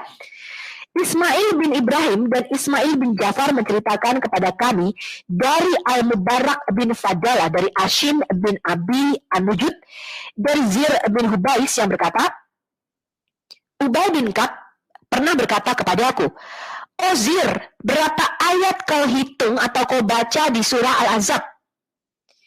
Kemudian dia menjawab 72 atau 73. Kemudian saya menjawabnya. Dia berkata, padahal dulunya itu sama dengan surah Al-Baqarah, yaitu 286 ayat. Jadi kesaksian Aisyah ini didukung oleh kesaksian Ubay bin Ka'ab. Ya, mereka sama-sama punya mushaf primer. Ya, nah ini ada di Asyuti Al-Itqan fi Ulum Al-Quran volume 2 halaman 33, halaman 19 sampai halaman 26. Lalu kita baca ternyata ada ayat Quran yang merupakan saran daripada orang buta. Diceritakan oleh Al-Bara, ada wahyu yang diungkapkan oleh Muhammad, dikatakan tidak sama antara orang-orang beriman yang duduk dalam kurung di rumah dan mereka yang berperang dan berjihad di jalan Allah. Ini adalah Al-Quran surah An-Nisa ayat 95. Kemudian Nabi berkata, panggil Zaid untukku dan biarkan dia membawa papan, tulisan, pot tinta, dan tulang belikat untuk pena. Kemudian Muhammad berkata, tulis ini. Tidak sama dengan orang-orang beriman yang duduk dan seterusnya. Dan pada saat itu, Amar bin Umi Maktum, orang buta itu sedang duduk di belakang Nabi. Kemudian dia berkata, "Ya Rasulullah, apa perintahmu untuk saya sehubungan dengan ayat di atas karena saya orang buta?" Jadi, alih-alih ayat di atas yang diturunkan adalah ayat berikut. Tiba-tiba dirubah nih, karena saran dari orang buta tadi katanya, ya kan? Tidak sama dengan orang-orang beriman yang duduk di rumah kecuali mereka yang cacat dan mereka yang berperang dan berjihad di jalan Allah. Quran surah 4 ayat 95. Kisah ini tercatat dalam Sahih Al-Bukhari volume 6, buku 61, hadis nomor 512, juga di Sahih Muslim, buku 20, nomor 4676 dan 4677. Di sini kita melihat versi sebelumnya dari ayat surah 4 ayat 95 ini sedang diedit, kemudian ditambahkan kecuali mereka yang cacat. Jenis perubahan ini sering terjadi pada Al-Quran, sehingga orang Mekah menggunakannya sebagai alasan untuk menolak Muhammad. Karena dikatakan juga, kemudian Muhammad ya menurunkan ayat Quran surah 16 ayat 101 dikatakan, dan ketika kami Allah menukar ayat yang satu dengan ayat yang lain dan Tuhan tahu betul apa yang dia kirimkan, mereka orang Mekah berkata kepada Muhammad, kamu ini hanya mengada-ngada saja. Ya, ini tercatat dalam surah 16 ayat 101. Kemudian ada ayat lain juga nih yang hilang. Ibn Abbas melaporkan Rasulullah Shallallahu Alaihi Wasallam mengatakan, lembah yang penuh dengan kekayaan, dia akan rindu untuk memiliki yang lain seperti itu. Dan putra Adam tidak merasa puas dengan debu. Dan Allah kembali kepadanya apa yang seharusnya kembali kepada Allah. Ibn Abbas berkata, saya tidak tahu apakah itu dari Al-Quran atau bukan. Dan dalam narasi yang ditransmisikan oleh Suhair dikatakan juga, saya tidak tahu apakah itu berasal dari Al-Quran. Dan dia tidak menyebutkan Ibn Abbas. Tapi beberapa, kalau kita lihat dari sumber-sumber Muslim, menyatakan ayat ini ada ya di dalam Quran. Ini ada di Sahih Muslim, buku 5, nomor 2285. Dikisahkan oleh Ibrahim, para sahabat Abdullah bin Mas'ud datang ke Abu Darda. Dan sebelum mereka tiba di rumahnya, dia mencari mereka dan kemudian menemukan mereka. Kemudian dia bertanya kepada mereka, siapa di antara kamu yang bisa membaca Al-Quran seperti Abdullah membacanya? Mereka menjawab, kita semua. Kemudian dia bertanya, siapa di antara kamu yang hafal? Mereka menunjuk kepada Alqamah. Kemudian dia bertanya kepada Alqamah, bagaimana kamu mendengar Abdullah bin Mas'ud membaca surat Al-Lail? Kemudian Alqamah membacakan oleh pria dan wanita Al-Quran surah 92 ayat 3. Kemudian Abu Darda berkata, aku bersaksi bahwa aku mendengar Nabi melafalkannya seperti itu juga. Tetapi orang-orang ini ingin aku membacanya dan oleh dia yang menciptakan pria dan wanita, yaitu Al-Quran surah 92 ayat 3. Tapi demi Allah, aku tidak akan mengikuti mereka. Jadi kita melihat di sini, perbedaan bacaan-bacaan ini bukan cuman konsonan dan bukan cuman huruf vokalnya saja. Ya, atau A, I, U, E, O-nya. Tetapi benar-benar ada penambahan, ada pengurangan, ada perbedaan kalimat di situ. Hal ini dicatat di dalam Sahih Al-Bukhari, volume 6, buku 60, nomor 468. Juga di Sahih Muslim, buku 4, nomor 1799-1802. Hadis ini menunjukkan dua kelompok muslim yang memperdebatkan sebuah ayat di dalam Al-Quran, ya tadi ya surah Al-Lail tadi. Satu kelompok telah belajar Al-Quran dari Abdullah bin Mas'ud, sedangkan kelompok lainnya dari sahabat Muhammad lainnya. Seperti yang Anda lihat tadi, perbedaannya bukanlah pada dialek, tetapi pada kata dan makna. Kami melihat ini lagi dengan Ubay bin Ka'ab. Sekarang kita melihat versi Quran surah 33 ayat 6. Memiliki kata-kata yang digarisbawahi sebagai berikut. Nabi lebih dekat kepada orang-orang beriman daripada diri mereka sendiri. Dan dia adalah ayah dari mereka dan istrinya adalah ibu mereka. Quran surah 33 ayat 6. Abdullah Yusuf Ali, The Holy Quran, Text, Translation, and Commentary. Ya. Nah, sekarang kita lihat, kata-kata tambahan ini membuat perbedaan yang besar. Haruskah Muslim menganggap Muhammad sebagai ayah mereka atau tidak? Itu tergantung dari sahabat Muhammad yang mana Anda belajar Al-Quran. Kemudian dikisahkan oleh Ibn Abbas, Umar berkata, Ubay adalah yang terbaik dari kami dalam pembacaan Al-Quran. Namun kami meninggalkan atau keluar beberapa dari apa yang dia baca. Jadi mereka tidak mengikutinya. Ya. Kemudian Ubay berkata, aku telah mengambilnya dari mulut Rasulullah dan tidak akan meninggalkan apapun untuk apapun. Jadi dia bersikukuh gitu ya, bahwa ini bacaannya itu yang paling benar dan dia telah mendapatnya dari mulut Nabi Muhammad sendiri. Hal ini ada di dalam Sahih Al-Bukhari volume 6, buku 61, nomor 527.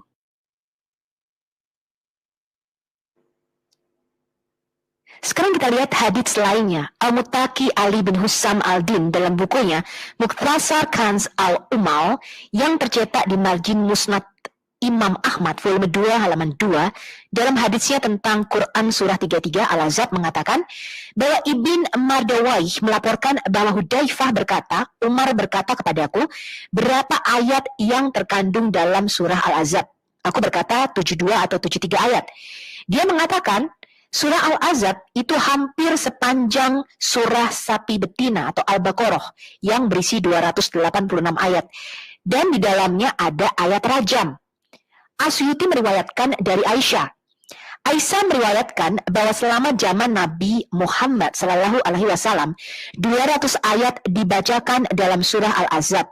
Tetapi ketika Utsman mengumpulkan mushaf, dia hanya berhasil menemukan jumlah ayat yang sekarang. Ini ada dalam tafsir Duri Mantur volume 5 halaman 180 dan Al-Itqan fi Ulum Al-Quran volume 2 halaman 25. Dikisahkan oleh Ibn Abbas, Umar berkata, Ubay adalah yang terbaik dari kami dalam pembacaan Al-Quran. Namun kami meninggalkan sebagian dari apa yang dia baca. Ubay berkata, aku telah mengambilnya dari mulut Rasulullah dan tidak akan meninggalkan demi apapun juga. Tapi Allah berfirman, tidak satupun dari wahyu kami yang kami batalkan atau kami sebabkan untuk dilupakan, tetapi kami menggantinya dengan sesuatu yang lebih baik atau serupa. Ini adalah Quran Surah Al-Baqarah ayat 106. Anda bisa membaca dalam Sahih Al-Bukhari 5005, buku 66, hadits 27, Inggris referensinya volume 6, buku 61, hadits 527. Dikisahkan juga oleh Masruk, aku mendengar Nabi berkata, ambillah dan pelajari Al-Quran dari 4 orang ini, Abdullah bin Mas'ud, Salim, Mu'ad, dan Ubay bin Ka'ab. Ini ada di Sahih Al-Bukhari, volume 6, buku 61, nomor 521. Tapi kenyataannya sekarang, umat muslim tidak mengambil bacaan dari keempat orang terbaik ini. Abu Muhammad berkata, ini gambaran dari apa yang dilakukan Utsman yang mengumpulkan di hadapan para sahabat. Sementara menyalin mushaf, dia membakar apa yang dia sita dari milik mereka. Dan dia ubah baik dengan sengaja ataupun karena ketidaksengajaan. Ini ada di dalam Al-Ahkam fi Usul Al-Ahkam volume 1 halaman 528. Dia juga berkata, Hajjaj melaporkan kepada kami dari Ibn Juraij bahwa Ibn Abu Humaid memberitahukan saya dari Humaidah bin Abu Yunus yang berkata, di usia 80 tahun ayah saya bercerita kepada saya dari mushaf Aisyah, sesungguhnya Allah dan para malaikatnya bersalawat untuk Nabi atau berdoa untuk Nabi. Wahai orang yang beriman, bersalawatlah atau berdoalah kamu untuk Nabi dan ucapkanlah salam dengan penuh penghormatan kepadanya. Dan bagi mereka yang ada di baris pertama. Jadi ada tambahan kata dan bagi mereka yang ada di baris pertama. Ini Quran surah 33 ayat 56. Hal ini sebelum Utsman mengubah tulisan kitab itu. Ya, jadi ini dicatat di dalam As-Suyuti, The Perfect Guide to the Sciences of the Quran halaman 60. Dan laporan tentang hal ini sangatlah banyak. Utsman tidak berhasil menyatukan bacaan Quran pada awal abad ke-8. Gubernur Al-Hajjaj bin Yusuf tahun 661 sampai 714 Masehi, zaman Khalifah Abdul Malik bin Marwan, dia sama sekali tidak menyukai bacaan Abdullah ibn Mas'ud. Al-Hajjaj bersumpah dia akan menghapus bacaan Ibn Mas'ud dari mushaf sekalipun itu dilakukan dengan tulang rusuk babi. Ya, jadi dihapus, dia nggak suka nih dengan bacaan Ibn Mas'ud. Ini ada di Omar Hamdan, The Second Mus'haf Project, A Step Towards the Canonizations of the Quranic Text halaman 799. Pada zaman itu, jika kamu mau menghapus di perkamen atau kulit domba, itu kamu harus mengeroknya dengan batu atau tulang. Dan Al-Hajjaj bin Yusuf bersumpah, dia akan mengorek atau mengerok bacaan Ibn Mas'ud dari mushaf dengan menggunakan tulang babi. Dia juga bilang akan membunuh siapapun yang membaca menurut mushaf Ibn Mas'ud. Sekarang kita melihat kodifikasi Quran ketiga oleh Al-Hajjaj bin Yusuf yang hidup antara tahun 661 sampai 714 Masehi. Tentang Al-Hajjaj bin Yusuf, Imam Al-Zahabi berkata, dia tidak adil, tirani, jahat, haus darah. Tapi dia juga berani, licik, fasih, dan juga memuliakan Al-Quran. Siapa dia? Dan dari mana dia berasal? Dia adalah Abu Muhammad Al-Hajjaj bin Yusuf Al-Taqafi. Ia dibesarkan di Taif, di mana ia dilahirkan di desa Al-Qatar pada tahun 40 Hijriah.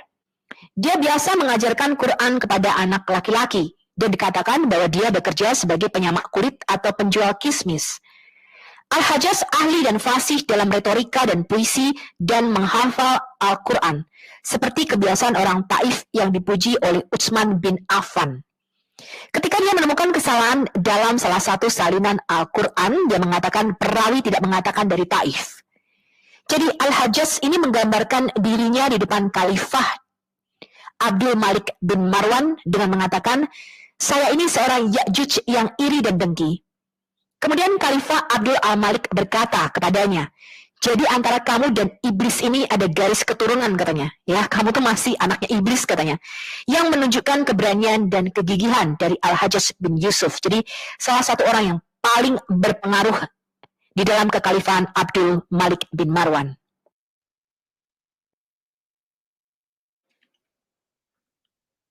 Teks yang Muslim miliki saat ini bahkan bukan Al-Quran versi revisi Utsman, tetapi menggabungkan perubahan oleh Abu Muhammad Al-Hajjaj ibn Yusuf Al-Thaqafi.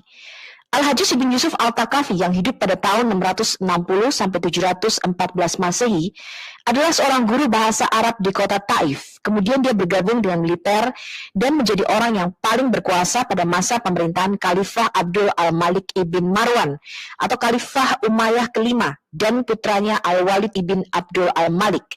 Karena Al-Hajjaj mengajar bahasa Arab, dia bebas untuk mengubah beberapa kata dari Quran Khalifah Utsman, yang merupakan indikasi bahwa dia tidak percaya Quran ini diilhami secara lisan atau ditulis dalam tablet yang diawetkan atau Lauh Mahfuz. Kita akan menyebutkan berapa kata Al-Hajjaj ibn Yusuf Al-Thaqafi yang mengubahnya. Dalam surat Yunus surat 10 ayat 22, dia mengubah kata yunashirkum, menyebarkanmu menjadi yusai yirukum, yang berarti membuatmu melanjutkan. Yang kedua, contohnya dalam surat Asy-Syu'ara, surah 26 ayat 116, dia mengubah al-mukrajina, yang berarti yang diusir, menjadi al-marjumina, yang berarti mereka yang harus dirajam sampai mati. Kemudian dalam surat Asy-Syu'ara, surah yang sama, ayat 167, terbalik ini. Dia mengubah kata mind al-marjumina, yang berarti mereka yang akan dirajam sampai mati, menjadi al-mukrajina, yang berarti mereka yang pasti akan diusir. Di bawah judul bab Magaira Al-Hajjaj fi Mushaf Utsman, yaitu bab yang membahas mengenai apa yang diubah oleh Al-Hajjaj dalam naskah Utsmaniyah, Ibn Abi Dawud mencantumkan amandemen khusus ini dan narasinya yang menjelaskan dimulai sebagai berikut. Secara keseluruhan, Al-Hajjaj ibn Yusuf membuat 11 modifikasi dalam pembacaan teks Utsmani. Dalam Al-Baqarah, surah 2 ayat 259, awalnya dibaca lam yatasanna wandur, tetapi diubah menjadi lam yatasanna. Dalam Al-Maidah, surah 5 ayat 48, dibaca syari ya'atan wa minhajan, tetapi diubah syir atau wah minhajan. Ini ada dalam Ibn Abi Dawud, kitab Al-Masahif, halaman 117. Nah, sangat menarik untuk menemukan bahwa salah satu perubahan yang disebutkan oleh Ibn Abi Dawud pada awalnya adalah pembacaan Ubay ibn Ka'b juga. Surah 12 ayat 45 dikatakan awalnya dibaca ana atikum, tetapi diubah menjadi ana unnabiukum. Dan kami diberitahu bahwa bacaan sebelumnya seperti yang aslinya dibaca dalam teks Utsmani juga merupakan bacaan Ubay ibn Ka'b dan Al-Hasan. Saat mungkin bahwa Sa'id dan Ubay menyetujui bacaan yang asli, tetapi secara luas diakui oleh para sahabat lainnya setelah resensi Utsman bahwa ini adalah bacaan yang berlainan dan bahwa bacaan yang benar adalah bacaan yang Al-Hajjaj pada akhirnya menggantikannya. Ini adalah cuplikan dari kitab Al-Masahif dari Ibn Abi Dawud. Anda bisa beli bukunya ya. Abu Bakar berkata, dari buku ayahku itulah seorang pria menceritakan, saya bertanya kepada ayah saya, siapa pria itu? Kemudian dia berkata, Abad ibn Suwaib memberitahu kami dari Alfa ibn Abi Jamila bahwa Al-Hajjaj bin Yusuf membuat 11 huruf perubahan dari Mushaf Utsmani. 11 huruf manakah yang diubah oleh Al-Hajjaj? Beginilah catatan dari kitab Al-Masahif Ibn Abi Dawud. Dia berkata, dalam Al-Baqarah ayat 259, lam yatasana wansur tanpa ha menjadi lam yatasanah dengan ha, ya. Dan di Al-Maidah ayat 48, syariatan wa minhajan diubah menjadi syir'atan wa minhajan. Dan di surah Yunus surah 10 ayat 22, huwaladzi yunasyirukum diubah menjadi yusayyirukum. Dan dalam Yusuf ayat 45, ana atikum bitawilihi diubah menjadi ana annabiukum bitawilihi. Dan kemudian di surah Al-Mu'minun surah 23 ayat 85 sampai 89, saya kuluna lillah. Lillah dia membuat dua kalimat terakhir menjadi Allah, Allah, ya. Kemudian dan di Asyura dalam cerita Nuh, Quran surah 26 ayat 116, minal mukrajina diubah dalam ceritanya digantikan, ya. Dalam cerita Lut, Quran surah yang sama ayat 167 yang tadi sudah kita baca menjadi minal marjumina, ya. Kemudian diubah dalam kisah Nuh menjadi minal marjumina, dan dalam kisah Lut menjadi minal mukrajina, ya. Dan di As-Sukruf surah 43 ayat 32, kata nahnu kasamna bainahum ma'isahum, dan dia mengubahnya menjadi ma'isyatahum, ya. Kemudian di Quran surah Muhammad surah 47 ayat 15, alladzina kafaru min ma'in gairi yasin diubah menjadi min ma'in gairi asin, ya. Dan dalam Al-Hadid surah 57 ayat 7 dia mengubah faladina amanu minkum wa taqaw lahum ajrun kabir menjadi minkum wa anfaku. Dan dalam ketika matahari digulung dalam At-Takwir 81 ayat 24, wa ma huwa ala gaibi bidanin ke bidanin. Nah, ini adalah 11 perubahan yang dicatat di dalam kitab Ibn Abi Dawud Al-Masahif, ya. Ya, ini ringkasan 11 ayat yang diubah oleh Al-Hajjaj bin Yusuf yang tercatat dalam kitab Al-Masahif Abi Dawud halaman 117-118, ya. Quran surah 2 ayat 259, surah 5 ayat 48, surah 10 ayat 22, surah 12 ayat 45, surah 23 ayat 87 dan 89, surah 26 ayat 116, surah 26 ayat 167, surah 43 ayat 32, surah 47 ayat 15, surah 57 ayat 7, surah 81 ayat 24. Proyek editorial ketiga di bawah Khalifah Abdul Malik bin Marwan, dia memerintahkan Al-Hajjaj bin Yusuf untuk memperbaiki teks Quran dengan mengubah beberapa kerangka huruf mati dari beberapa kalimat. Kemudian menetapkan kanon atau standar untuk urutan ayat dan surah. Dia memperkenalkan huruf hidup dan tanda titik atau tashkil dan harokat untuk pertama kalinya, juga menyingkirkan beberapa ayat sebagai upaya menyatukan ketidaksepakatan waktu itu. Kemudian teks yang baru ini disebut dengan Kodeks Umayyah, dikirim salinannya ke Mesir, Syria, Medina, Mekah, Kufah, dan Basra. Sumber Islam menyebutkan, jika ada manuskrip lainnya yang kerangka huruf matinya tidak sama dengan Kodeks Umayyah, akan disita dan dimusnahkan. Dan mereka mendapat ganti kira-kira 60 dinar pada waktu itu. Ya, kalau mereka mau menyerahkan kodeks-kodeksnya atau manuskripnya, kemudian dibakar, ya. Hal ini menjelaskan mengapa Quran hanya mempunyai sedikit manuskrip, dan kita tidak bisa membandingkan lebih banyak lagi untuk mengetahui perubahan dan perbedaannya. Ini ada dalam Ibn Abi Dawud kitab Al-Masahif halaman 49, 50, 117, 118. Laporan dari Abdul Al-Masih Al-Kindi dan Abraham dari Tibrias mengatakan demikian. Lalu mengenai masalah Al-Hajjaj bin Yusuf, di mana dia mengumpulkan setiap salinan terakhir dan menghapus banyak hal dari teks itu, dan naskah menurut susunan yang disukai Al-Hajjaj dalam 6 salinan atau masahif. Yang satu dikirim ke Mesir, yang lain ke Syria, ke Medina, ke Mekah, ke Kufah, dan ke Basra. Al-Kindi berkata kepada Muslim, semua yang saya katakan berasal dari otoritas pemimpinmu sendiri. Dan perkataan Al-Kindi ini dikonfirmasi oleh sumber Islam sendiri bahwa Al-Hajjaj membuat beberapa masahif dan mengirimnya kepada para pemimpin kota Al-Amsar, dan bahwa dia mengubah huruf atau menghapus beberapa bacaan dan memperkenalkan tanda baca huruf hidup. Al-Hajjaj memusnahkan baik naskah yang dipakai untuk umum maupun yang disimpan pribadi. Hal ini menimbulkan kemarahan terutama keluarga Utsman. Ibn Saba yang menjaga tradisi ditelusuri kembali sampai Muhriz bin Thabit yang merupakan maula dari Maslama bin Abdul al-Malik. Muhriz melaporkan langsung dari ayahnya Thabit yang merupakan penjaga di istana Al-Hajjaj. Dia mencatat kemarahan dari keluarga Utsman kepada naskah baru Medina yang direvisi ulang.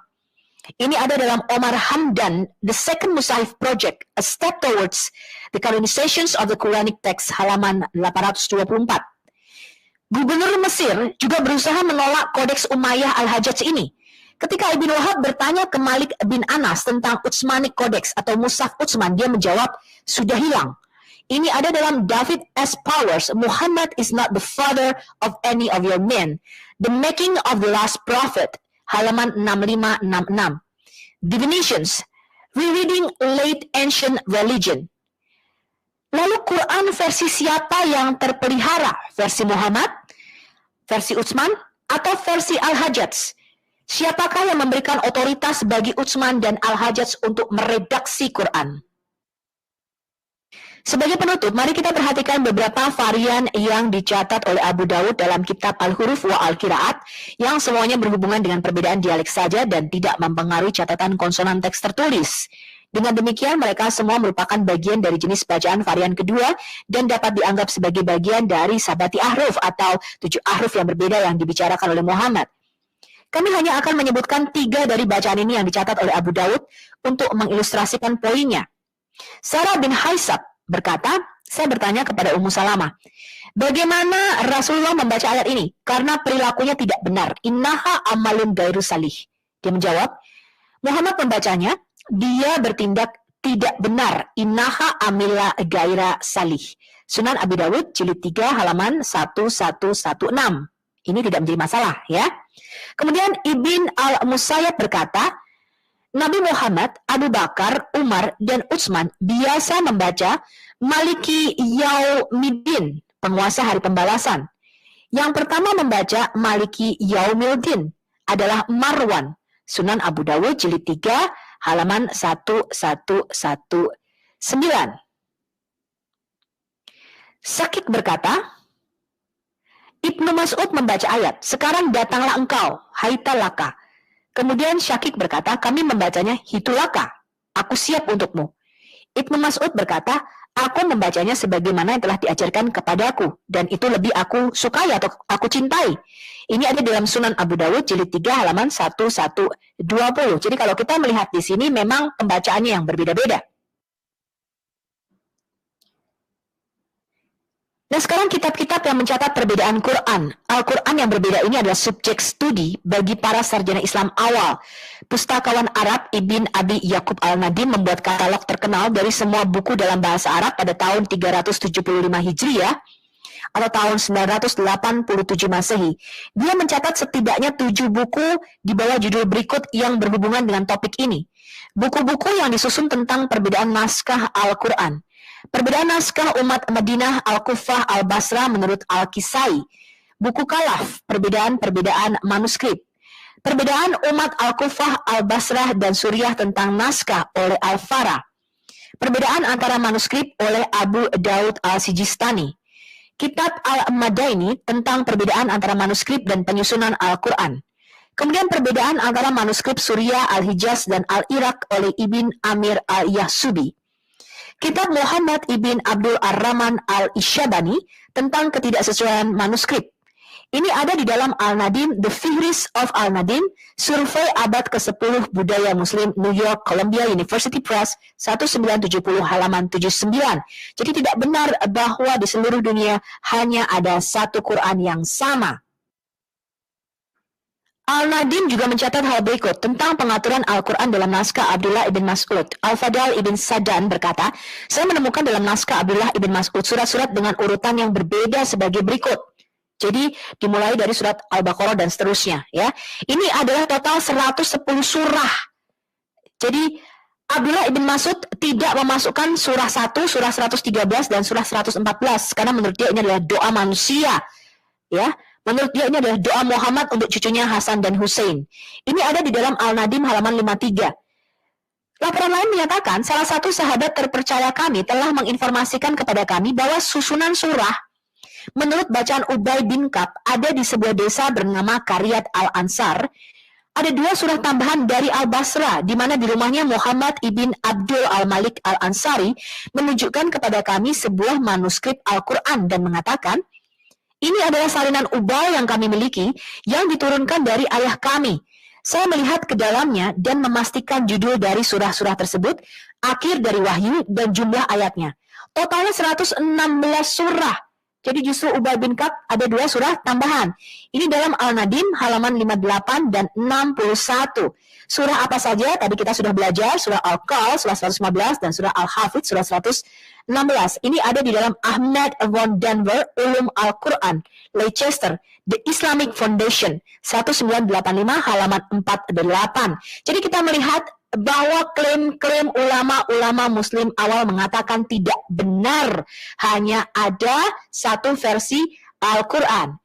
Sampai jumpa di video berikutnya, kita akan membahas standarisasi, kanonisasi Quran terakhir, dan kita akan melihat kepada manuskrip-manuskrip Al-Quran dan perbedaan-perbedaan versi Quran.